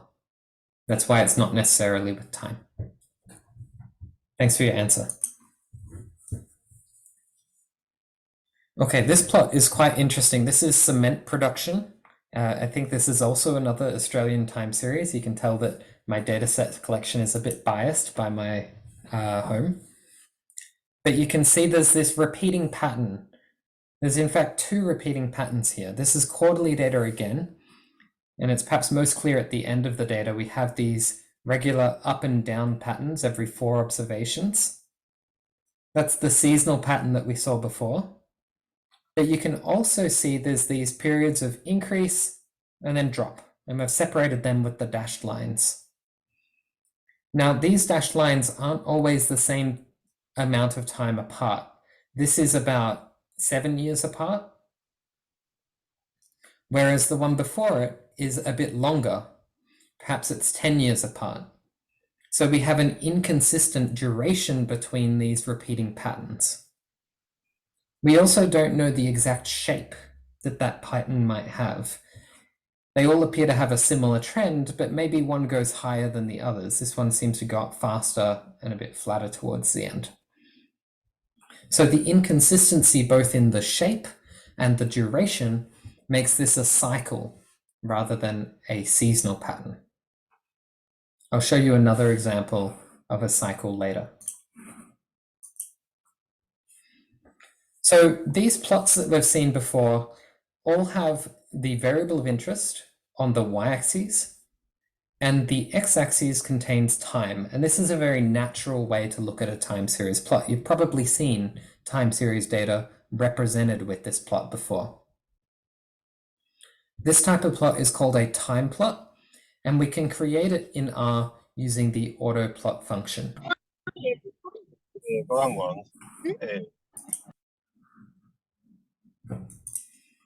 So here's some examples of this that we can try in R. So here is the Ansett dataset. Ansett is a airline that used to operate in Australia. And Professor Rob Hindman did some consulting with them to try and understand how many planes they would need or how successful their business is. They ran out of money. They went bankrupt at the end of this time series in the late 1990s, which is great because we can look at the data without any concern. Looking at the frequency of this, we can see that it's weekly.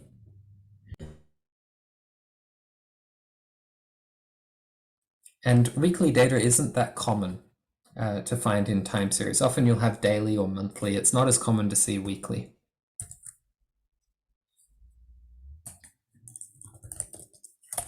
So if I use the autoplot function with passengers, you'll see that I get in a little bit of trouble. It takes a little while to run. Oh, I get into a lot of trouble actually. Let me restart R. With all the recording and picture-in-picture stuff with Zoom, it's must be using a lot of computer resources at the moment on my system. Give me a moment while I load R again. The problem that we encountered there was that it was trying to plot all 30 time series in this data set all at once. Normally it can handle it, but you don't get a very informative plot from it. So often when we're working with larger collections of time series, like we saw with the tourism and prison data sets, we need to filter it or aggregate it in some way so that we only have between 1 and 10 time series that we can look at. So once again, I will load in FPP3 right at the top here because my R session is restarted. But instead of plotting all of the data set at once, let's filter a specific airport. Maybe just the first one we see with economy class. I need double equals here.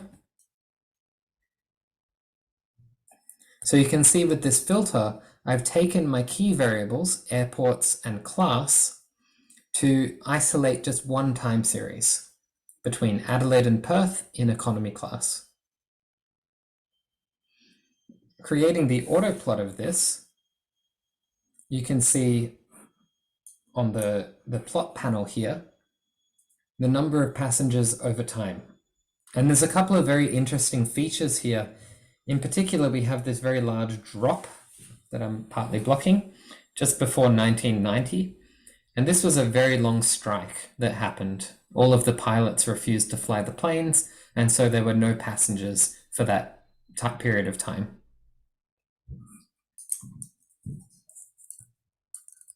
What if I have more than one time series? So if I look at all classes of travel between Adelaide and Perth, you can see that I have 3 different time series now. And I can plot all 3 of these at once.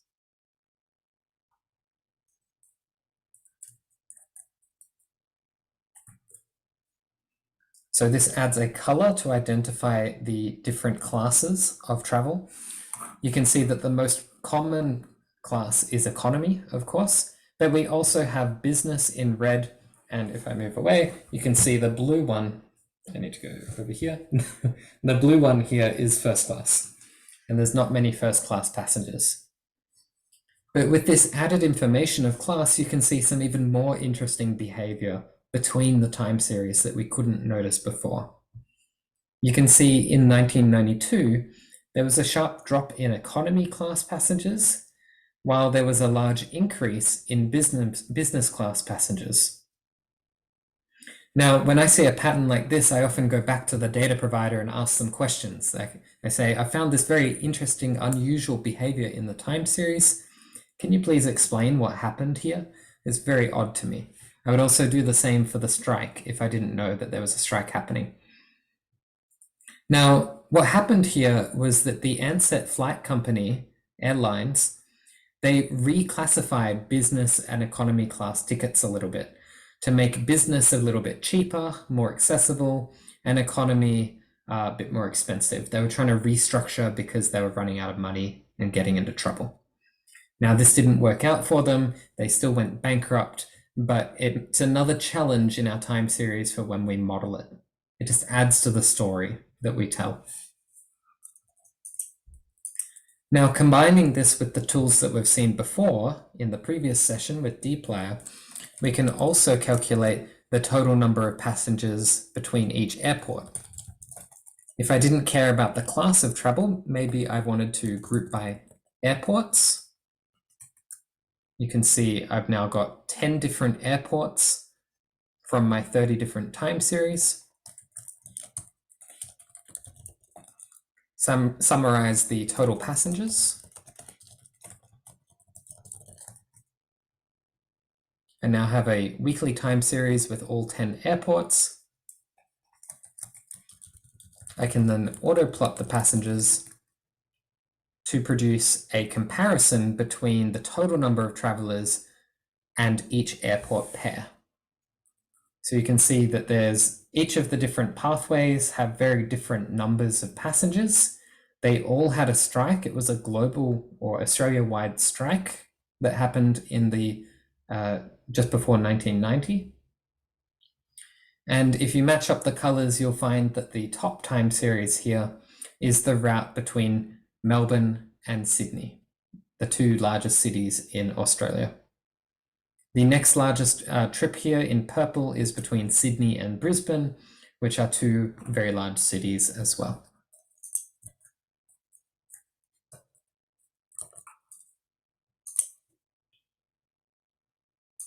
So that's time plots. There's another different time series that we've seen before. Remember, we filtered out the A10 time series from the pharmaceutical benefit scheme. Doing a similar aggregation here because we're not so concerned about concession type or the subsidy concession category co-payments. If we add all of that together and then auto plot it, we get this nice plot. In addition to auto plot, if you've used ggplot before, you can modify the graph a little bit. So we've added on a better label for the y-axis, x-axis, and a little title here as well. And there's another question in the chat. I was wondering if the incidences which aren't part of the data interfere with the accuracy of forecasting, such as the strike in the Ansett data. Yes, it does. And that's quite difficult to work with. It's something that we probably won't revisit much, so I'll talk about it now. Let's plot the strikes again. I'll hide my camera. Oh, that didn't work. I won't do that. So you can see the strike here. If you're trying to model this time series, you might find it a little bit difficult because you might just produce a flat forecast for this, And when you're in this time period, you'll get it very wrong.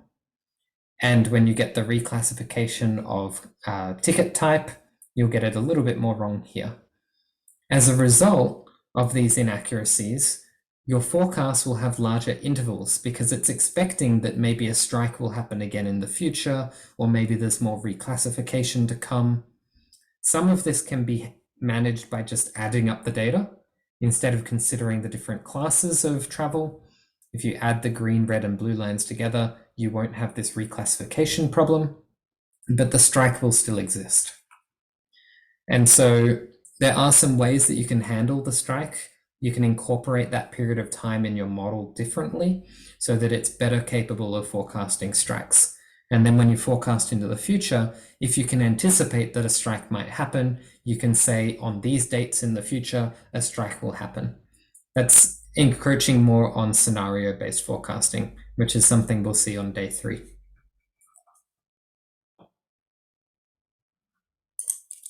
Thanks for the question.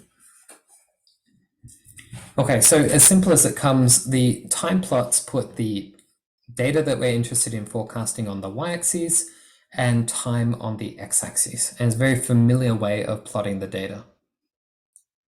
But if I told you to tell me when is the peak number of anti-diabetic drug sales, you might have a little bit of difficulty. Is it in January? Is it in December? It gets a bit more difficult. So an alternative way of plotting this data is with a seasonal plot. A seasonal plot rearranges the time axes on the x to instead show the seasons rather than all of time. So rather than having a single line, we will now stack on several lines together which represent each season. And this is implemented in the GG season function from the feasts package. So here's an example of beer production in Australia. And you can see it's strongly seasonal. But when is the seasonality? When is the production of beer at its highest? Here we can, instead of using autoplot, we can use GG_season, and you can see we still have time on the x-axis here. But rather than showing time with the year, we've just removed the year aspect of it, and we've added year as a color. What this helps us see is that in Q4, which I'm blocking a little bit, I should just remove my camera. Maybe I can do that here. No, it doesn't work. You can believe me that there's Q4 under here. You can see Q4 has a maximal demand, and Q2 and Q3 have substantially lower beer production. Let's see this in R. So I'm going to switch back, and this data set is inside Oz production. We've seen some previews of this before in the slides. This is the production of various goods from Australia, including beer, tobacco, bricks, cement. We've seen cement before, electricity and gas, and it's a quarterly time series. So if I do a simple auto plot of the beer production in Australia, you can see that we've got an upward trend at the start of the data until 1975. And then after 1975, it starts decreasing slightly. So we have a slight downward trend. You also see this consistent up and down pattern. That's our seasonality. It's seasonality because we have a fixed period of time, 4 quarters, 1 year, and a very consistent up and down shape. If instead of using autoplot, I instead use GG_season, beer, you can see I now get a very similar plot, but instead of the x-axis being time, it's now the quarter within the years, where the Q4 has the maximum beer production, Q2 and Q3 have the lowest.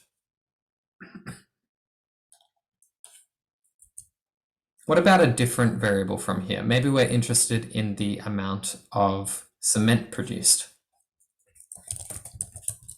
So instead of plotting beer, I'll plot cement. And you can see that this has a very similar set of patterns, very common pattern that we see in time series. We have an upward trend and we have seasonality. Can anyone guess? Have a look at this time series and think, is this additive or multiplicative seasonality? If you think you know, you can put it in the chat.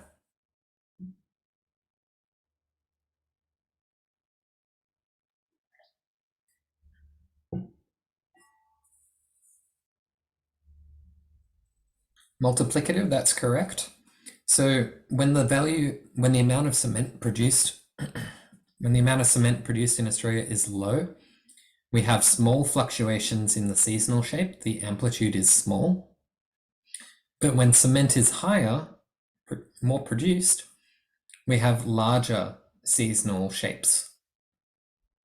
We will see tomorrow with transformations, we can simplify the pattern and make any multiplicative pattern into an additive one. If you can think about estimating a model for this data, you'll have a very hard time estimating the seasonality because it changes in size all the time. So it's much nicer if we can simplify the patterns before we come to modeling it.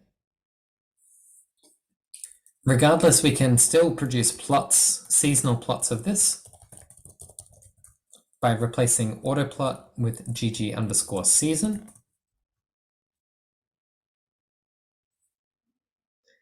And because we've got such a strong trend in the data, all of my seasonalities are far more spread out. So it's a bit trickier to see when the maximum and minimum is. I think for this data set, Q3 corresponds to the maximum. It might be Q4. It seems to be going upwards throughout, but the trend is making this very difficult. Tomorrow we'll look at how we can decompose the trend and seasonality from the time series and make a much neater plot to identify when the maximum cement production is, if it's in Q3 or Q4. So all of these tools that we're introducing kind of build on top of each other, and you can come back to tools that we've learned today for visualization, even when we do modeling and forecasting or decomposition in the upcoming days.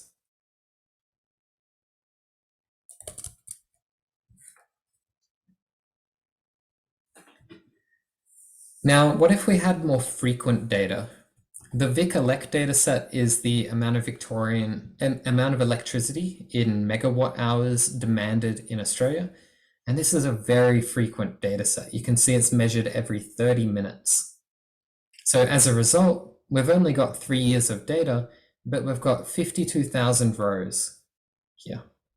You can see that there's no key variables. So this is just a single time series with thousands and thousands of rows. You can also see the frequency in the time column here, where I've used a date time variable to represent the minutely data.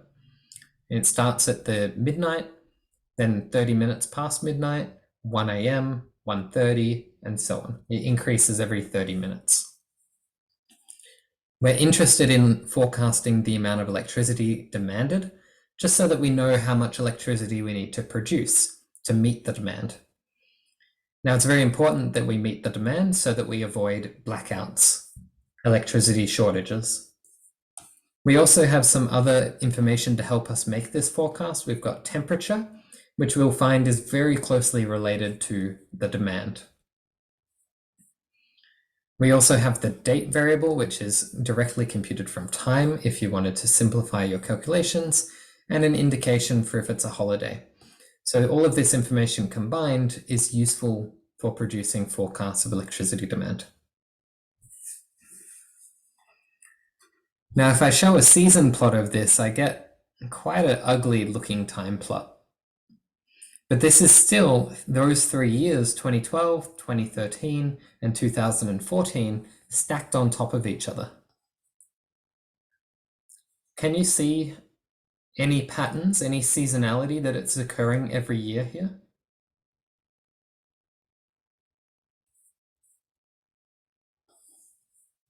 Let's look at this in R. Oops.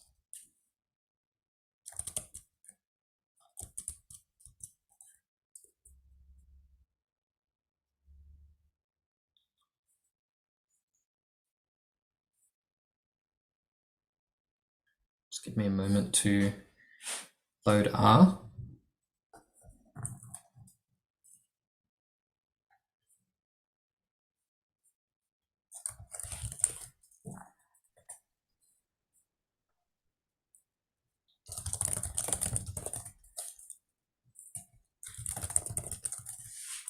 Okay, so you should have access to the VicElect dataset.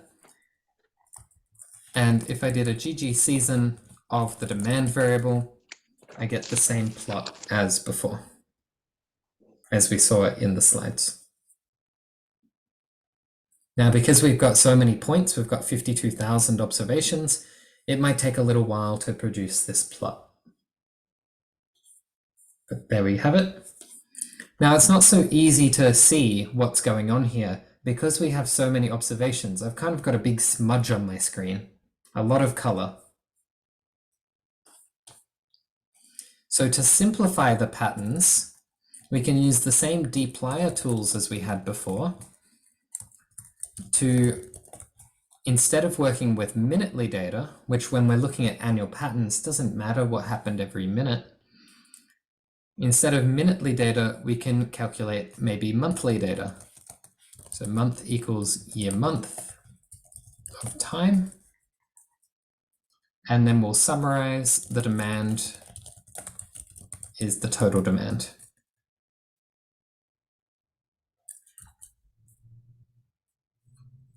And now we get a much simpler view of the pattern that happens every year. If I wanted a bit more information, instead of doing it every month, I might like to use the date variable. And conveniently, this date variable is already in the data set, but I want to show you that you can use YMD on the time column to calculate it as well. Oops, as.date, not YMD. YMD creates a new date. And this gives you a little bit more information. It looks a bit smoother, but you can see a bit more smudgy patterns going on, a lot more color on the screen. And that's because there's a within week effect happening here as well. So you can play around with the different temporal granularities, the frequency of the data that we're plotting. I think a year week here would work quite well, actually. That will give us the most information without any other patterns to worry about. So lots of different options here. But what does this all tell us? Can we learn something about the time series from this data that was less obvious from the original plot? Because if I plot the data using a time plot, you'll see it's hard to see much at all. We've just got too much data to plot on the screen. And it will take quite a while to run this code and make this graphic. There you go. It's a bit tricky to see what's happening with a time plot. So what the season plot is telling us is the annual seasonal pattern. We can tell that it's the annual seasonal pattern because we've got 1 year shown on the x-axis. We can also see that electricity demand increases from May to August. And this is because in Australia, this is during winter. So a lot more people are using electricity to heat their homes. We can also see that there's more electricity demanded in January, February, and March. Especially in 2013, we had a very large amount of electricity demanded in March. That's the green line here, the peak. The reason for this is actually the opposite. It's again related to temperature. In Australia, it can get very hot in summer, which is between January and March. And so a lot of people are using electricity to cool their homes. Now, if I show this data with more information, if I go down to the daily data and use the same plot, you can see that the summer demand for electricity is a lot more volatile. There's a lot more noise here. And that's because weather isn't so reliable. There's some days that will be really hot. There might be a heat wave for a few days that we can see in 2014 here, the pink part in January. And there might be other days where it's really comfortable and no one needs to cool their homes with electricity. Whereas in winter, the weather is much more consistent and reliable, which gives us a much smoother, more predictable pattern. So we can see quite a lot with just this one plot, this season plot. But we can also look at other ways of splitting up time to show other seasonal patterns. You can kind of see in this daily data an up and down pattern already. So if we use GG season, but we set the period to instead be week,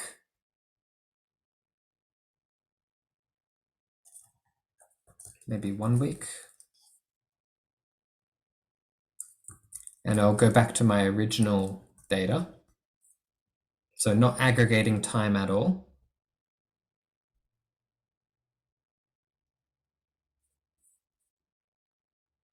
We get this very colorful plot. Now there's a lot of overlapping lines here, but we can get a general idea of what's happening throughout the week. You can see on Monday to Friday, the amount of electricity is higher than Saturday and Sunday. There's a slight drop here that you can see for Saturday. So people use more electricity on working days and less electricity on weekends. You can also see that there's a few days, work days, that had much lower demand. And this is actually during holidays. You can also see this up and down pattern again, but on the weekly data.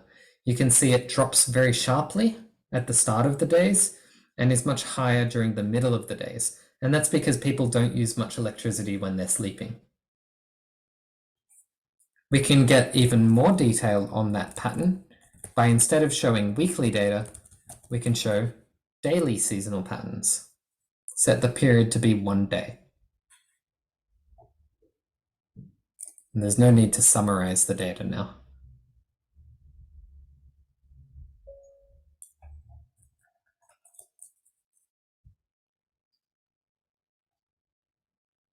So here you can see that the minimum electricity generally happens around 4 a.m., 5 a.m.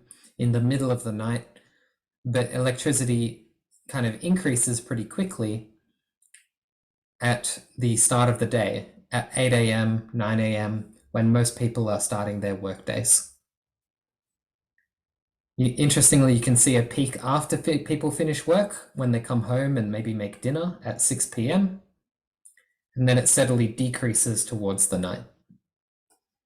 So as I mentioned before, when your data has much more observations, that's much more frequent, you get much more complicated patterns. You can have multiple seasonal patterns that add together in complicated ways.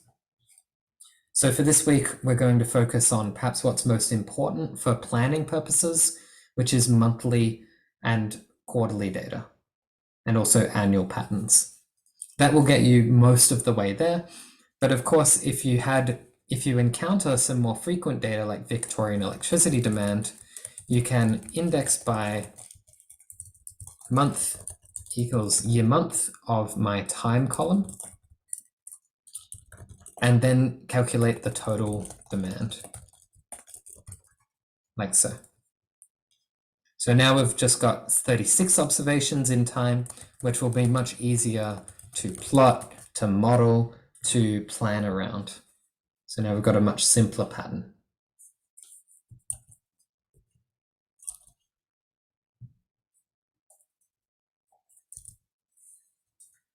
Okay, so the slides here summarize the different options that you have for seasonal plots when you have multiple seasonal patterns. We saw showing the weekly pattern here, the daily pattern. Often you'll have daily, weekly, and annual patterns. It's just human behavior. There's an alternative way of visualizing seasonality, and that's with sub-series plots. And just like we did with the season plot, we replaced GG season with GG sub-series. And this is particularly useful for showing how seasonality might change over time. It looks a little bit like this. Rather than having the quarters shown on the x-axis and the color representing the years, I now have the year on the x-axis, and I'm using different mini plots, different sub-series plots to show the quarters. If you're familiar with ggplot, these are simply facets. The blue line is perhaps the easiest to interpret. This is the average of the facet. So it shows you that the amount of beer produced in Australia is maximized in Q4 to cover all of the holiday demand for beer consumption, whereas the minimum is in Q2. What's interesting is that you can see Q1 is mostly flat, Q2 is also pretty flat, Q3 is flat, but in Q4 I can see a downward trend. That suggests that beer is being produced less in December or in Q4 than it previously had been. Let's look at this together. So I'll switch back to R. So again, beer production was from the Oz production dataset. We auto-plotted it to see that it had two trends. To simplify this, I'm just going to focus on the most recent data. Maybe I'm going to cut it right here. So I'm going to calculate recent production.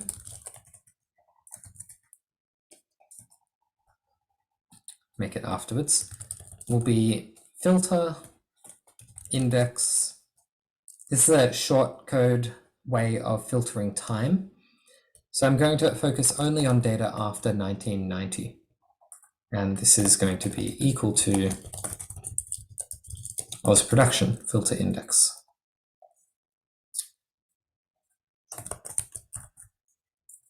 I have to specify the quarter here because I'm working with quarterly data.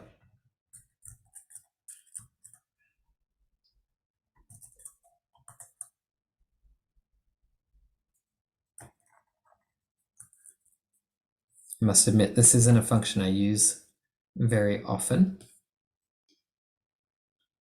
I want my tilde on the outside. There we go. So what this filter index function says is starting in 1990 Q1, go to the end of the time series. I could also set an end date on this as well. I could say stop at the year 2000 Q1. And now I have only 41 observations, whereas before I had 82. But I just want to start the data at 1990. That will remove a lot of the trend because I want to focus on the seasonality for now. In fact, I'm going to cut off a little bit more. I'm going to start in 1995. So just swapping that to be 1995 removes a lot of the trend to make this next plot a lot simpler. Now looking at this, it seems to be decreasing a little bit, but that's not actually the case. If I use a season plot, it's quite easy to see that Q4 is the maximum while Q2 is the minimum. But what this doesn't tell you is how the seasonality is changing. If I use a sub-series plot, you can see the decreasing production in Q4, but the fairly flat production in Q1, 2, and 3.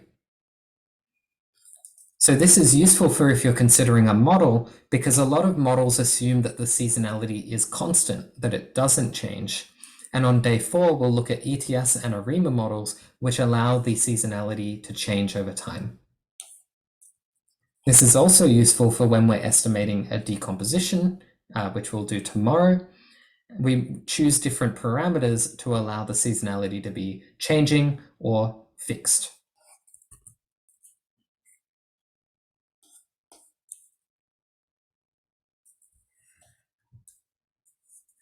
Okay, another data set that we've seen already, tourism, also shows a lot of seasonality, especially for the holiday purpose. So let's calculate the total number of people coming to Australia for holiday and then produce a few different plots for this. And we're going to do this for each of the states in Australia.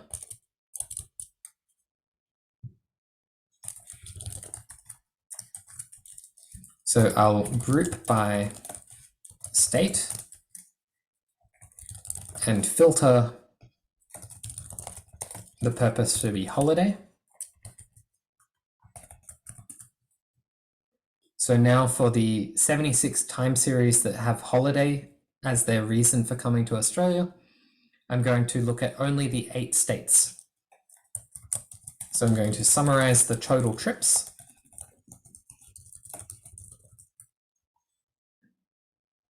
Which gives me only 8 time series with a quarterly frequency,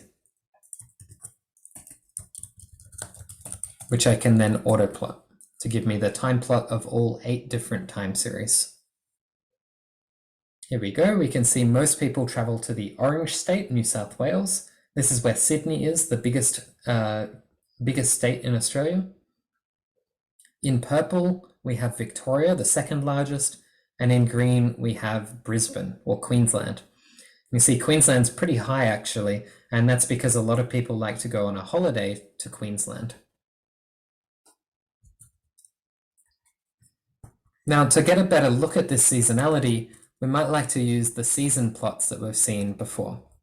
But before I do this, I'm going to save this data set so that I don't have to refilter, group, and summarize the data every time.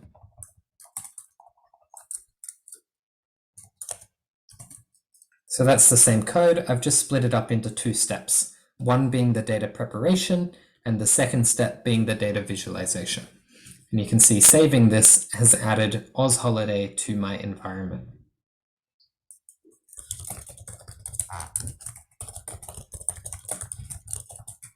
So trying a season plot of this, it's a bit interesting now because we've got 8 different time series to look at.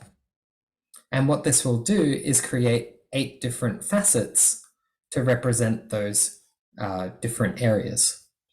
And this is really interesting because you can see in New South Wales, the second facet has more holiday travel in Q1. And that's because Q1 is summer. So it's nice and warm in New South Wales. But Northern Territory, right at the top of the country, has peak holiday travel in Q3. And that is because Northern Territory is really hot and really dry. So no one wants to go there in summer because it's going to be 40 degrees Celsius, 50 degrees Celsius. It's far too hot.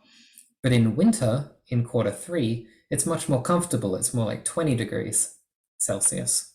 So Northern Territory has an opposite seasonal pattern to New South Wales. We can also do the sub-series plot. And bear with me, this gets quite busy. We get lots of different plots now, so I'll give it lots of room.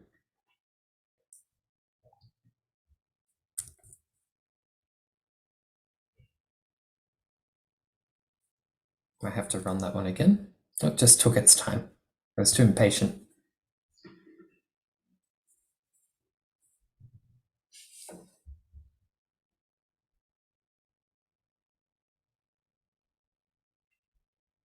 Okay, so here we can see, just like the previous plot, we have in the rows of the data set each state, and in the columns we have the quarters.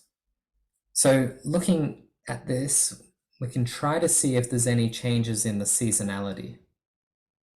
All of these lines look fairly flat to me, which suggests that the seasonality doesn't change much over time.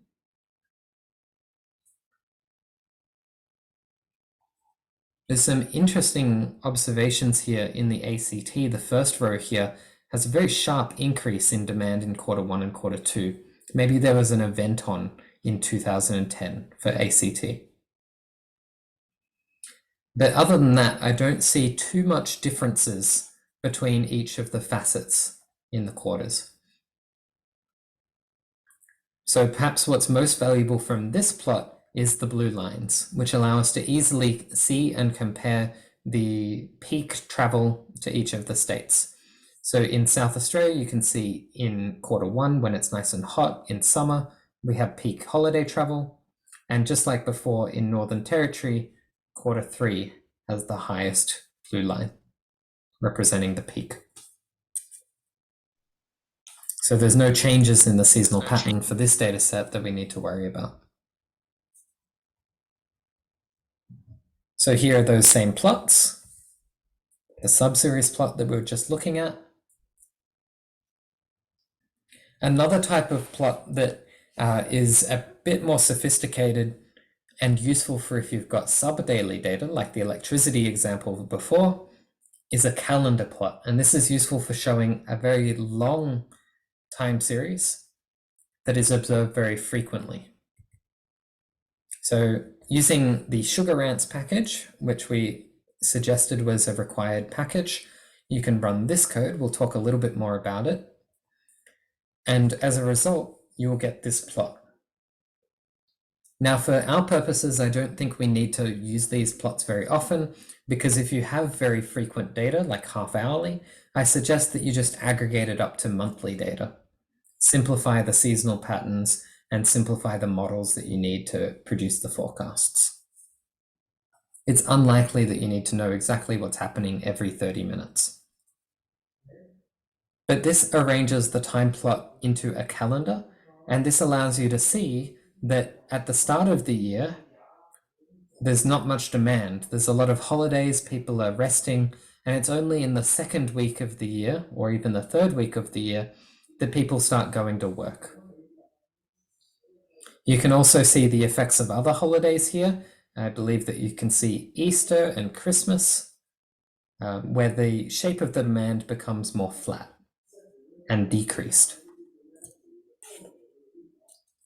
So to create this code, we start with a bit of data manipulation. We use the frame calendar function to kind of modify your code, modify your data set to have the time variable hour and the demand variable here matching the position that it should be in the plot.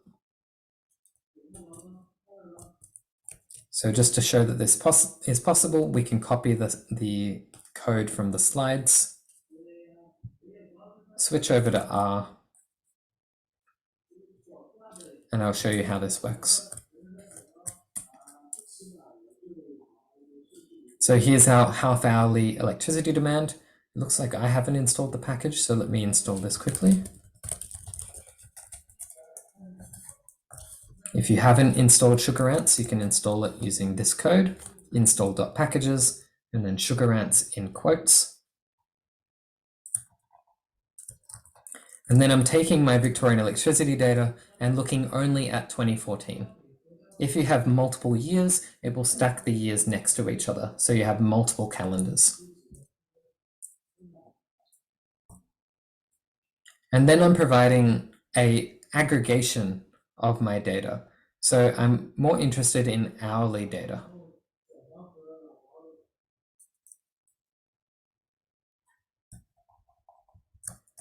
So using the frame calendar function after loading in the package, we'll augment my data set and convert the hour from 0 into 0.149 and so on. And then we use ggplot to plot my hourly data against my demand in plot coordinates.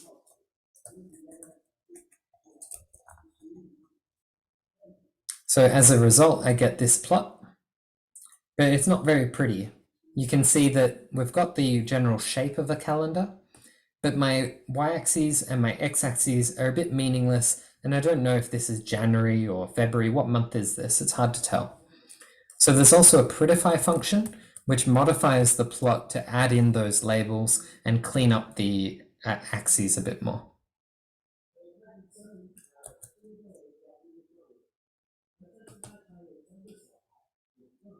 I'll give that some time to run. And there we get a prettier version of this same plot, which has the days with breaks on the x-axis and the months labeled accordingly. So this is a chunk of code that you don't really have to work with very often, but if you do want to produce a calendar, you can refer back to this slide and modify the code to match your data set. Calendar plots are particularly useful at showing daily patterns when you've got a lot of days to work with. So it's useful for looking at holidays. It's useful for looking at seasonal patterns, daily seasonal patterns. across many, many days. Okay, I've talked a little bit about seasons and cycles now before, but I really want to test you a little bit and make sure we know the difference, because depending on if it's a seasonal pattern or a cyclical pattern, we'll want to model it using different techniques. So we've already seen the different patterns of trends, seasons, and cycles. Trends are a long-term increase or decrease. Seasons are a repeating pattern that are very consistent, whereas cycles are a pattern. We can expect it to go up and down, but we don't know exactly when that will happen or how big it will happen or how big that increase or decrease will be. So the main differences which help us identify seasonal patterns from cyclical patterns are the length of the seasonal pattern should be consistent, whereas cycles are more variable, less consistent. The length of the cycle is often longer than seasonal patterns. Often seasonality shows up every day, every week, every year, whereas cycles often occur over multiple years. And lastly, the size of the pattern, the magnitude, can change a lot more with cycles, whereas seasonal patterns should be the same shape and size, or at least more consistent. So a little quiz. Looking at this time series, do you think it is a seasonal pattern or a cyclical pattern? So look at the up and down behavior. Does it look consistent of a fixed time period, or is it more variable?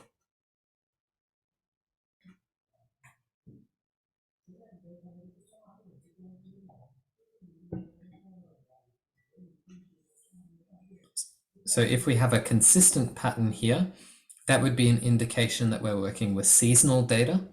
We have a consistent up and down pattern. Whereas if it's more sporadic, if it's more random, inconsistent, then we're working with a cyclical pattern. So you're right, this is consistent behavior, indicating that we have a seasonal pattern here. You can see that there's the same length of time between each of these peaks, which is 4 quarters. For quarterly data, that corresponds to annual patterns, and that's very common for seasonality. You can also see that this shape looks very similar from time to time. It becomes a bit more random towards the end of time, more noisy, but overall we have a seasonal pattern here. What about the bricks production in Australia? Do we see a seasonal pattern or a cyclical pattern? See a few people very quick here saying cyclical pattern. Seems like everyone thinks that we have a cyclical pattern, and you're right. We actually have both seasonal and cyclical patterns here. We've got a trend at the start, but this trend contains cycles. We've got a sharp drop, followed by a gradual increase, followed by a sharp drop again, followed by an increase. As we're increasing here, what do you expect might happen next? Well, in the past, it's dropped. So as I increase in time, I expect it to drop at some point, and sure enough, it does. How much does it drop? A little bit. It's less consistent in how much it drops. In 1980, or a few years afterwards, it dropped a lot, and then it recovered quite quickly. And then it dropped again, increased, dropped again, increased. This is spread over many years. And so this large long-term behavior of increasing gradually and then dropping quickly is a cyclical pattern. But within those cycles, we can find seasonality. You can also see these increasing bumps happening every year. We have an annual seasonal pattern here too. So we have both seasonality, which happens every year, and cyclical patterns, which happens every 8 to 10 years here in this same data set.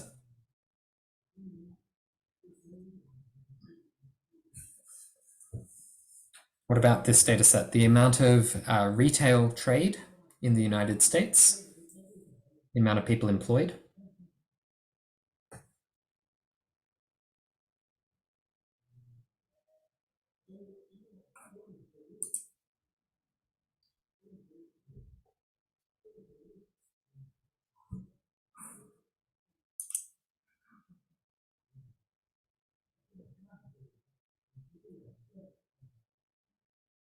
Okay, we have a few people saying that it's seasonal, and you are correct. You can see that we've got a very sharp increase happening very regularly. So if we follow the peaks, you can see that they're the same spacing, same amount of time apart. And you can also see that the shape of all of these repetitions are very similar. So we've got a consistent shape happening at a consistent period of time every year.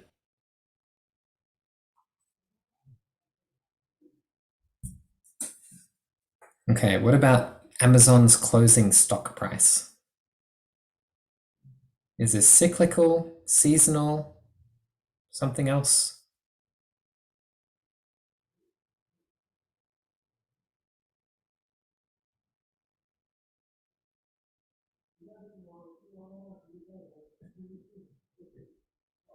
Okay, some mixed opinions here. A lot of people saying that it's cyclical, some people saying that it's both.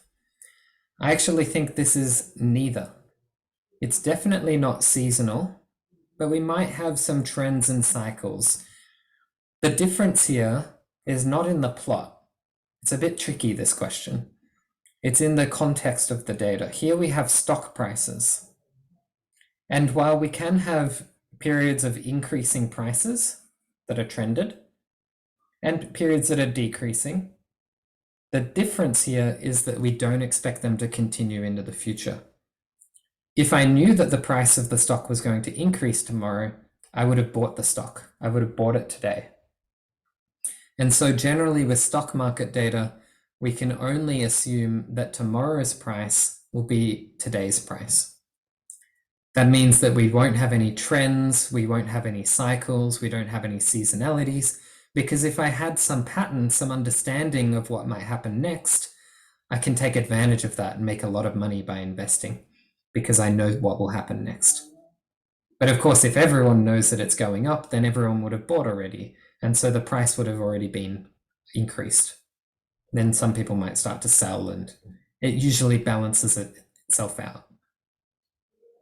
So it definitely doesn't have seasonality because we don't have a regular up and down pattern. You could argue that there's some periods that might show cycles because of product cycles or reporting cycles, but generally this doesn't have any pattern at all.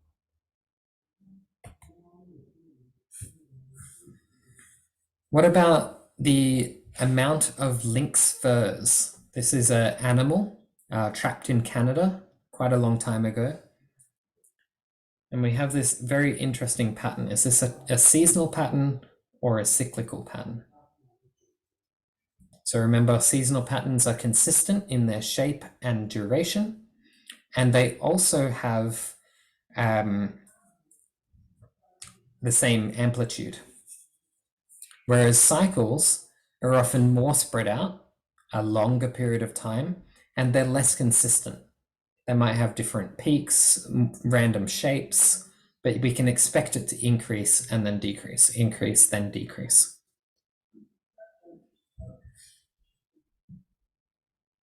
Okay, looks like the consensus is correct. We have a cyclical pattern here, and there's a few indications that reveal that to us. Firstly, and most obviously here, the peaks aren't very consistent. Here we have a very large peak, happened to have a round top, and then it decreased quite quickly, down to a very low number of trappings. The next year, or the next cycle, I should say, didn't increase as high, but it also didn't decrease as low. The one that followed was very pointy. So what you can see here is the shape of the pattern isn't very consistent. If you look closely, maybe brought out a ruler, you can see that the shape, the time between the patterns is also not very consistent. Between this pattern and the next one is maybe about 8 years. But the one before it here might have been 9 or 10 years. So the time period between these patterns isn't consistent. But what we can rely on is that it goes up and down. If I show you the end of this time series here, you can see that the data is going up. What can you tell me will happen next? What would we forecast to happen next year?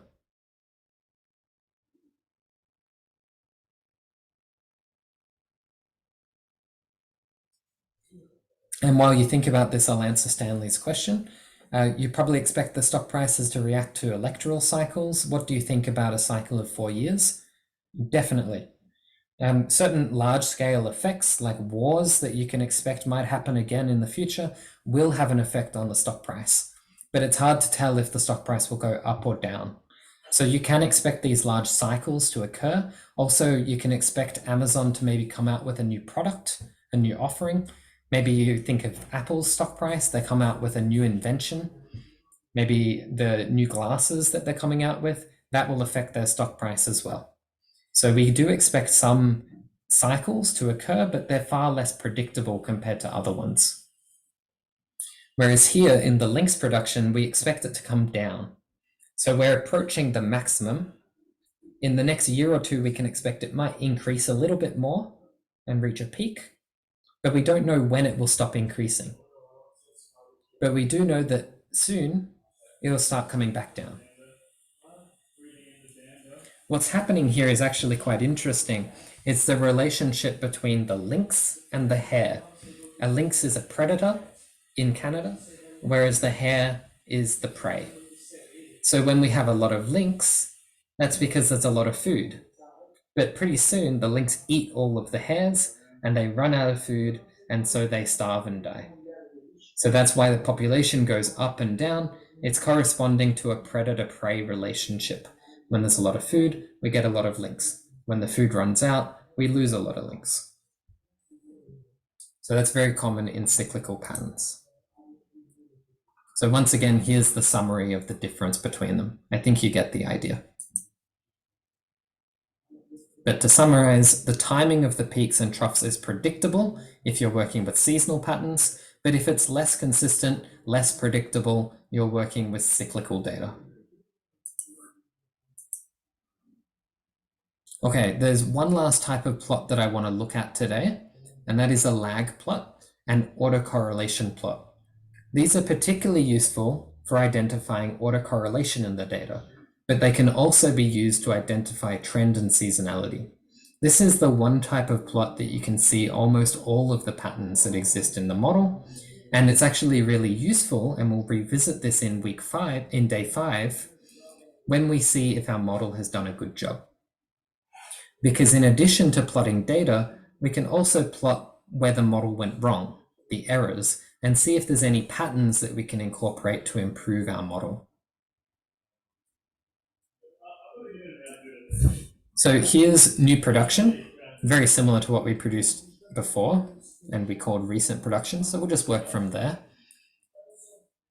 But once again, we're going to look at the beer production, but we're going to use a very unusual type of plot known as a lag plot to kind of understand the next plot that comes up, which is this autocorrelation plot.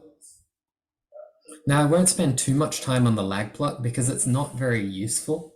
We don't look at it very often in practice because the much more useful variant of this is the simpler version, the autocorrelation plot. So let's look at this in R together. So I mentioned that we're going to continue working from the recent production dataset, which we've started from 1995. To remind you of what it looks like, let's do a standard time plot of the data using autoplot. Oops, not bricks, we want beer. And here you can see maybe there's a slight downward trend, but we noticed that that was largely due to the Q4 decreasing, but the other quarters are staying quite flat. But we do have a very strong seasonality here. So let's see how that relates to lag plots. So much like we did a season plot with GG season, a sub-series plot with GG sub-series, we can create a lag plot using gglag. And what this will do is create a set of facets that relate beer with the previous values of beer. So you can see on the y-axis here, we have beer production, and on the x-axis, we have the lag of beer production. And the amount that it's lagged depends on the facet. So here you can see it's lagged once, lagged twice, and so on.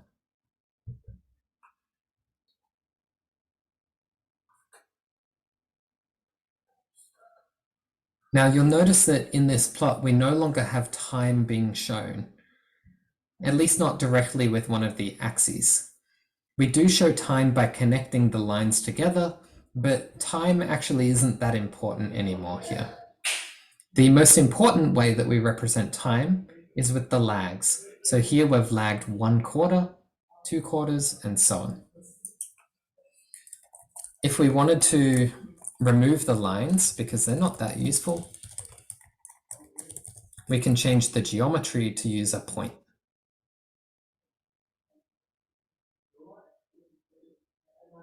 So now we have a scatter plot, and we no longer represent time directly in each plot.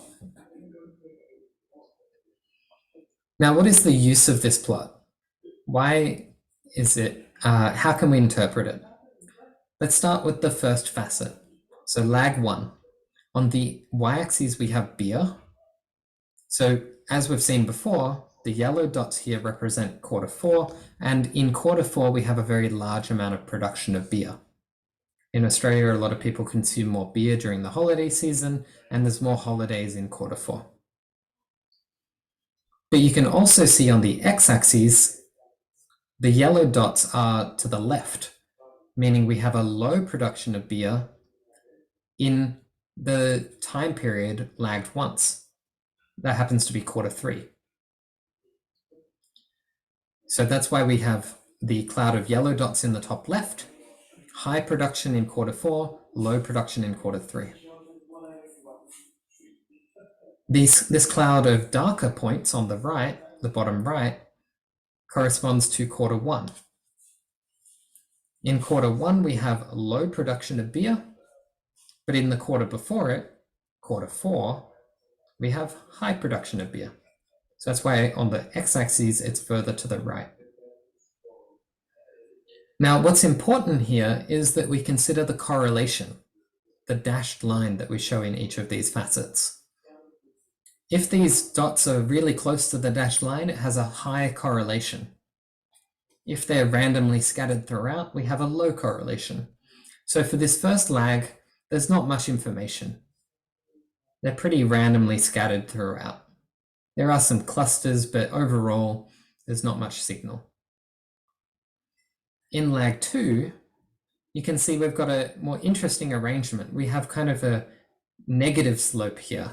It's a bit curved, but importantly, we have a negative relationship. In lag 3, it's pretty random again, but lag 4 is where it gets really interesting. Why is that?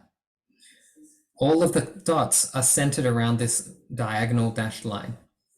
The reason for this is we're lagging 4 quarters, a whole year. So the yellow dots corresponding to quarter 4 on the y-axis are now related to quarter 4 from the previous year. The seasonalities line up, so we have a very strong correlation. And we can continue and see that lag 8 is also having a strong correlation. So this gives us some indication of the relationship between beer and lags of beer.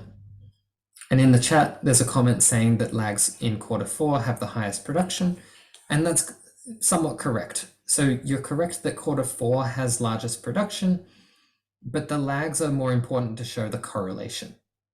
And the correlation will show us the overall patterns that might exist for trends, seasonality, and more subtle relationships. Now we can actually calculate the correlation for each of these points in time. So if you're familiar with statistics, which we assume that you are, we can calculate the correlation in each of these facets. lag 1, we talked about having a very low correlation, and you can see that the first lag is almost 0. Lag 2, we said, had a negative correlation, and we can see we have a somewhat pretty large negative correlation here, negative 0.7. Lag 3 has practically no correlation, almost 0. And quarter 4, when it's all lining up on the diagonal, has a very, very high correlation of 0.86. So the more commonly used plot of autocorrelations is to, instead of showing the scatter plots, we just show some vertical lines. Now, each of these lines represent one of those facets. The first facet had very weak correlation. The second lag had a negative correlation, but importantly, lag 4, the seasonal lag, had a very large correlation. And what this plot tells us is that lag 4, lag 8, lag 12, lag 16 all have very large correlations, which tells us that we have a seasonal pattern which occurs every 4 quarters. It doesn't tell us what period has the maximum production, but it tells us the important parts about the seasonality for modeling, which is how frequent the seasonality repeats, in this case every 4 quarters.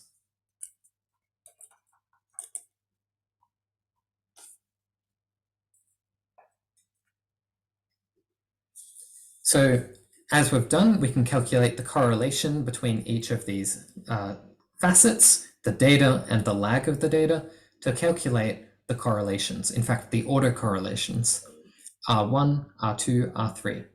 And then we create an autocorrelation plot by simply autoplotting those autocorrelations that we've calculated.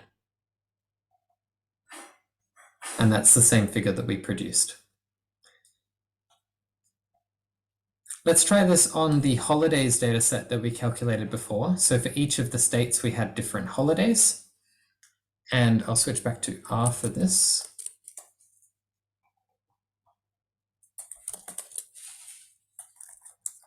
So I save this as Oz holiday, and I can compute the autocorrelations of the number of trips to Australia using the ACF function.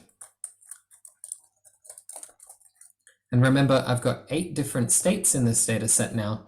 So what I get is 8 different facets, one for each of the states.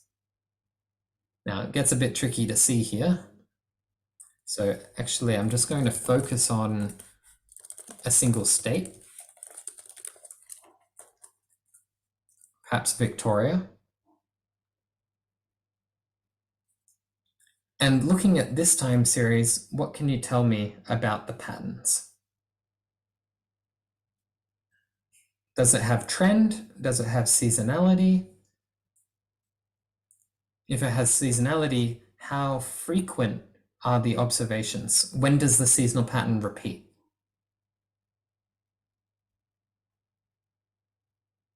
The technical term for that is the seasonal period.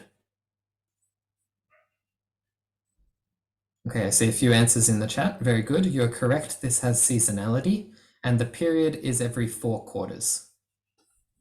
We can see that because at quarter 4, we have a very large ACF value. Quarter 8, which is the second repetition, also has a very large value. And you can see we have this slow decay at the seasonal lags of 4, 8, 12, and 16. We can actually calculate more lags of this. Maybe we can calculate 40 lags into the past and get a much longer view of these autocorrelations. So you can see the seasonal pattern is sticking around. We can still see evidence of the seasonality even when we lag 10 years into the past. Let's try a different country.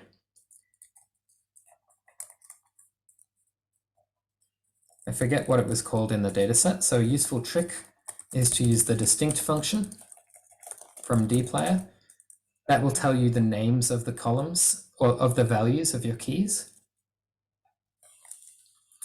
So what if we focus on Northern Territory? Remember, Northern Territory was up north where it was really hot, and the peak seasonality happened in winter. in Q3. Whereas in Victoria, the peak happens in summer when it's actually warm enough to be there. So in Q1. What do you expect the ACF to look like for the Northern Territory? So the seasonal peak happens in a different quarter, but looking at the ACF, that doesn't matter. We get a very similar plot where lag 4 is very high, lag 8, lag 12, 16, and so on are all significantly large. The blue dashed line represents if it's significant or not. So, as mentioned before, the timing of the seasonality is more important than the shape of the seasonality for this type of plot. It tells you what the seasonal period is, but it doesn't tell you what happens within the seasonality. Where the peak is, where the trough is, what the shape is, that doesn't matter. All that matters is the seasonal period.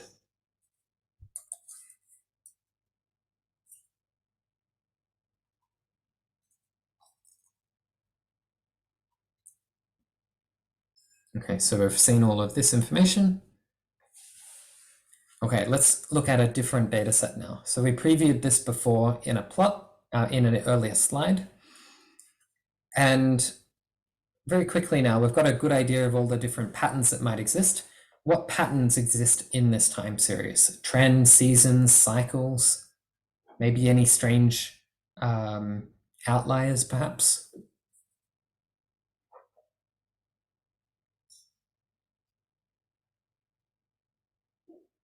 And if you could go one step further, is this seasonality additive or multiplicative? So a lot of patterns that you can consider here.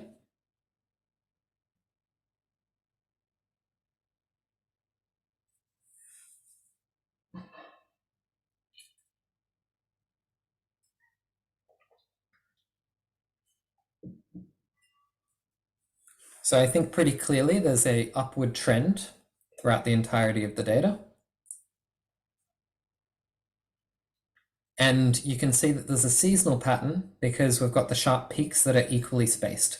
And the shape of the seasonal pattern is consistent from year to year. Now, I also see some cycles in this data. So I agree that some of you have pointed this out. We've got these decreases in employment, especially here in 2008. We had the global financial crisis, so a lot of people became unemployed. We can probably expect that an event like that will happen in the future as well. We don't know exactly when it will happen, but it's happened in the past and we don't learn from our mistakes very often. So we can expect that another decrease in employment will occur.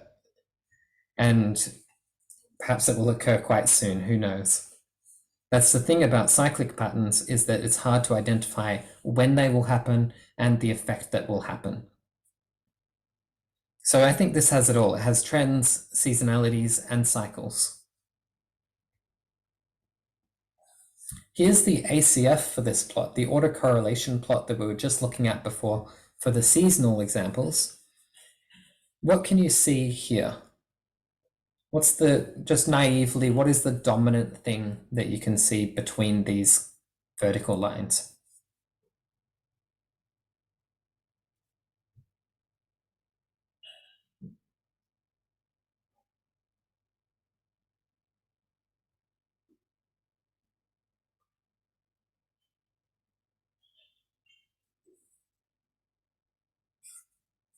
Yes, that's correct. It's decreasing. There's one other thing about this that I'm looking for.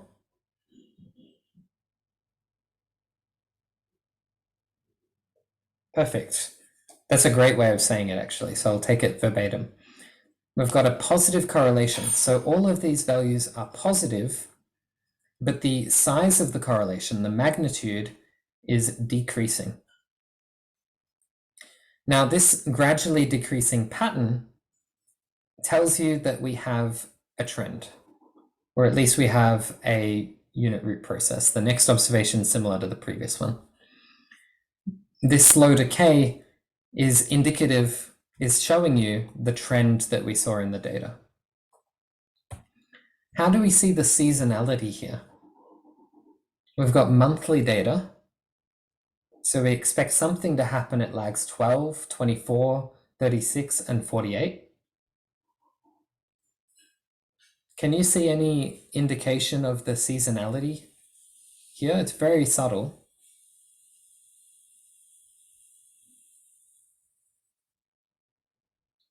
The reason why the seasonality is not as obvious in this plot is because in this time plot, you can see the trend is the biggest feature. The seasonality is quite small. So visually in the ACF, the seasonality is ever so slight. So you can see at lag 12, it's slightly larger than what we see in 11 and 13. Kind of has this scalloping shape where it increases. It's more obvious at lag 24, where normally it'd be decreasing, but it just increases a little bit. 36, we can see the same thing. Increases. So that's where the seasonality comes into play. Okay, we've got some other data sets that we can look at. But to answer an earlier question that I had, the type of seasonality here, it's less clear in this data set, but I'd say this is multiplicative seasonality, not additive. You can see the magnitude of the seasonality is slightly smaller here than it is up here. Now, if you estimated a model with additive seasonality, it would probably be okay because the amount of multiplicative is quite weak. It doesn't change shape very much, but the size of the seasonality does change a bit, so that's why it's multiplicative.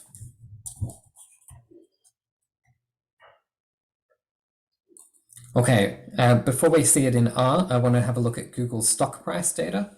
Now, stock price, remember we talked about it, doesn't have trend, doesn't have seasonality. So what might the ACF plot look like? So here's the time plot. There's some big shocks to the system where we had a huge increase in their price, but it's also pretty random. The ACF plot still shows this slow decay. The main difference between trend and autocorrelation or unit root is that stock market data will start very, very close to 1 and decrease fairly quickly.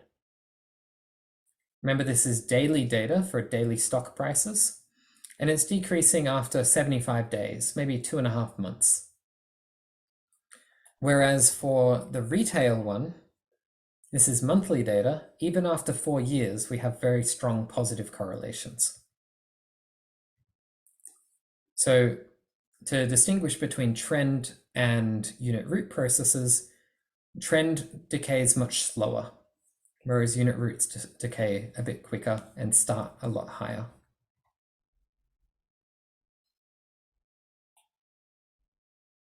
Okay, I'll head back to R right at the end, but a little quiz to finish us here. Which is which? So looking at this first plot, we have the daily temperature of a cow. Put in chat, A, B, C, or D, which of these plots match this one? I see a lot of noise. There's not a lot of signal here, and a slight decrease. So maybe a slight downward trend. Which of these plots match?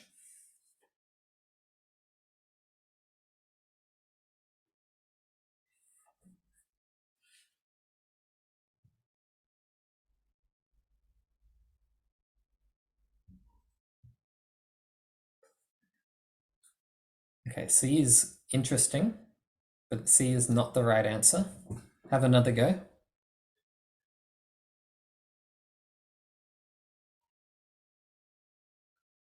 Okay, a few people are getting it now. So it is B. The reason why it's B is that we have a slow decay. So we've got all positive values, which suggests that we might have a trend or a unit root, but they're also not very big. And the reason why they're not very big is because there's a lot of noise here. It's not a very straight line, not very confident. Moving on to the second plot, we have monthly accidental deaths in the United States. And this is a monthly data set with a strong seasonal pattern. Have a go. A, C, or D?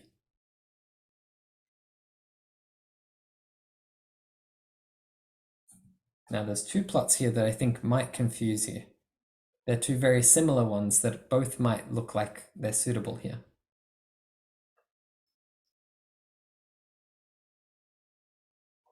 Okay, so I see a lot of C's and D's and a few A's coming in now. So a lot of people are split here. Now take a closer, I'll tell you that it's not D. We'll see D later. Between A and C, look at the seasonal period. Remember, we can find the seasonal period by looking at the peak in the ACF. In A, the peak happens at lag 12. In C, it lines up with lag 10, but only roughly lines up with 10. That tells us that it's plot A is the correct answer. The reason why A is correct is because this data set doesn't have any trend, so we don't have all positive values. And we also have a seasonal peak at lag 12, which lines up with my monthly data.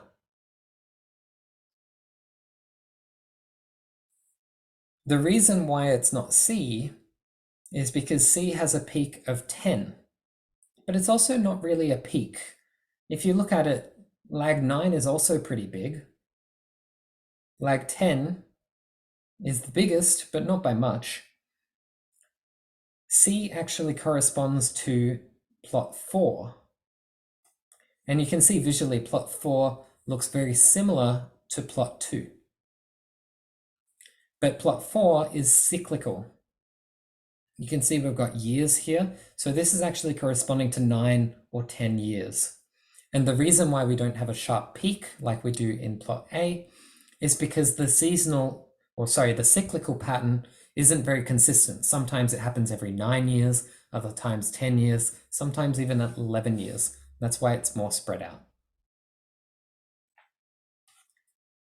Plot 3 has both trend and seasonality, and that's why we can see the scalloping pattern. The trend gives all positive correlations, and this peak at lag 12 and 24 correspond to the seasonal patterns.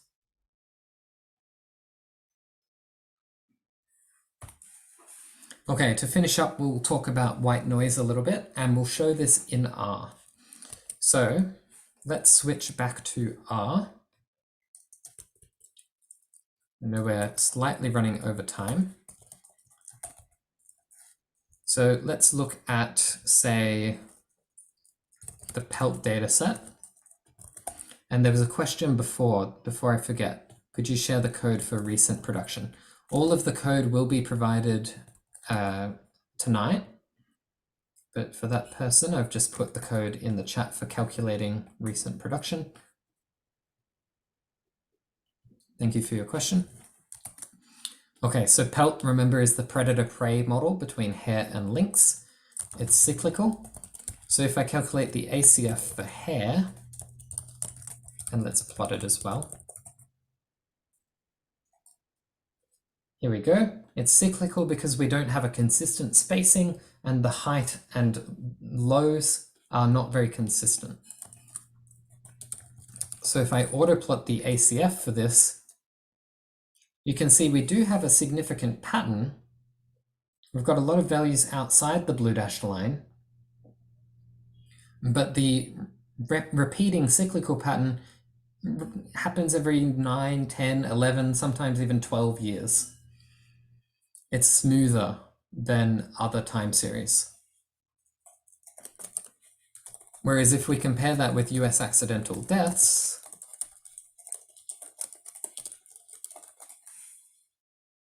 which is the monthly time series, you have a very sharp and definite strong peak happening at lag 12 up here. So I'm a little bit in the way of the number there. You see 12 corresponds to my seasonal peak. But what if we don't have any patterns at all? And you might think that this is a boring question, but it's actually really useful for identifying if a time series model has captured all of the information available. This is where these blue dashed lines become useful. So in our model, we assume that our residuals follow a normal distribution. So let me create a Sybil from scratch. So here I've just got 34 observations starting in 1990, going up till this year. And I'm going to create my time series completely artificially. I'm just going to use random normal numbers, completely independent. So now I have a time series, and I'm going to call this random.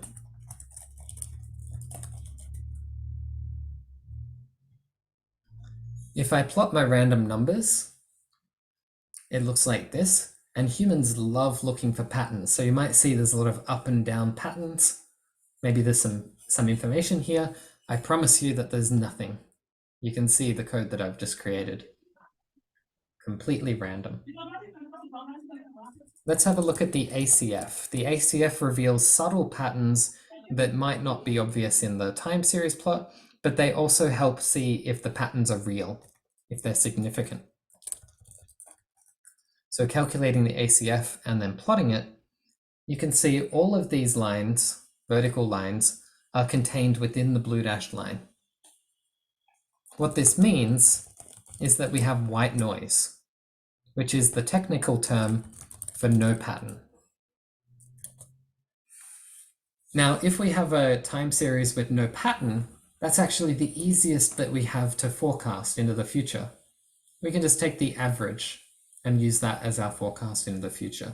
We don't have to imagine what the future values might be if there's a trend. If we're in January, is the seasonality high or low? We have none of that to worry about. We just take an average. Very simple. We'll see how different models might work in day 3. But the reason why ACFs are useful for seeing no pattern is because later when we look at a model and we want to see that there's nothing left over, no residuals having any patterns, we can use the same plots for that. We'll see that on day 5.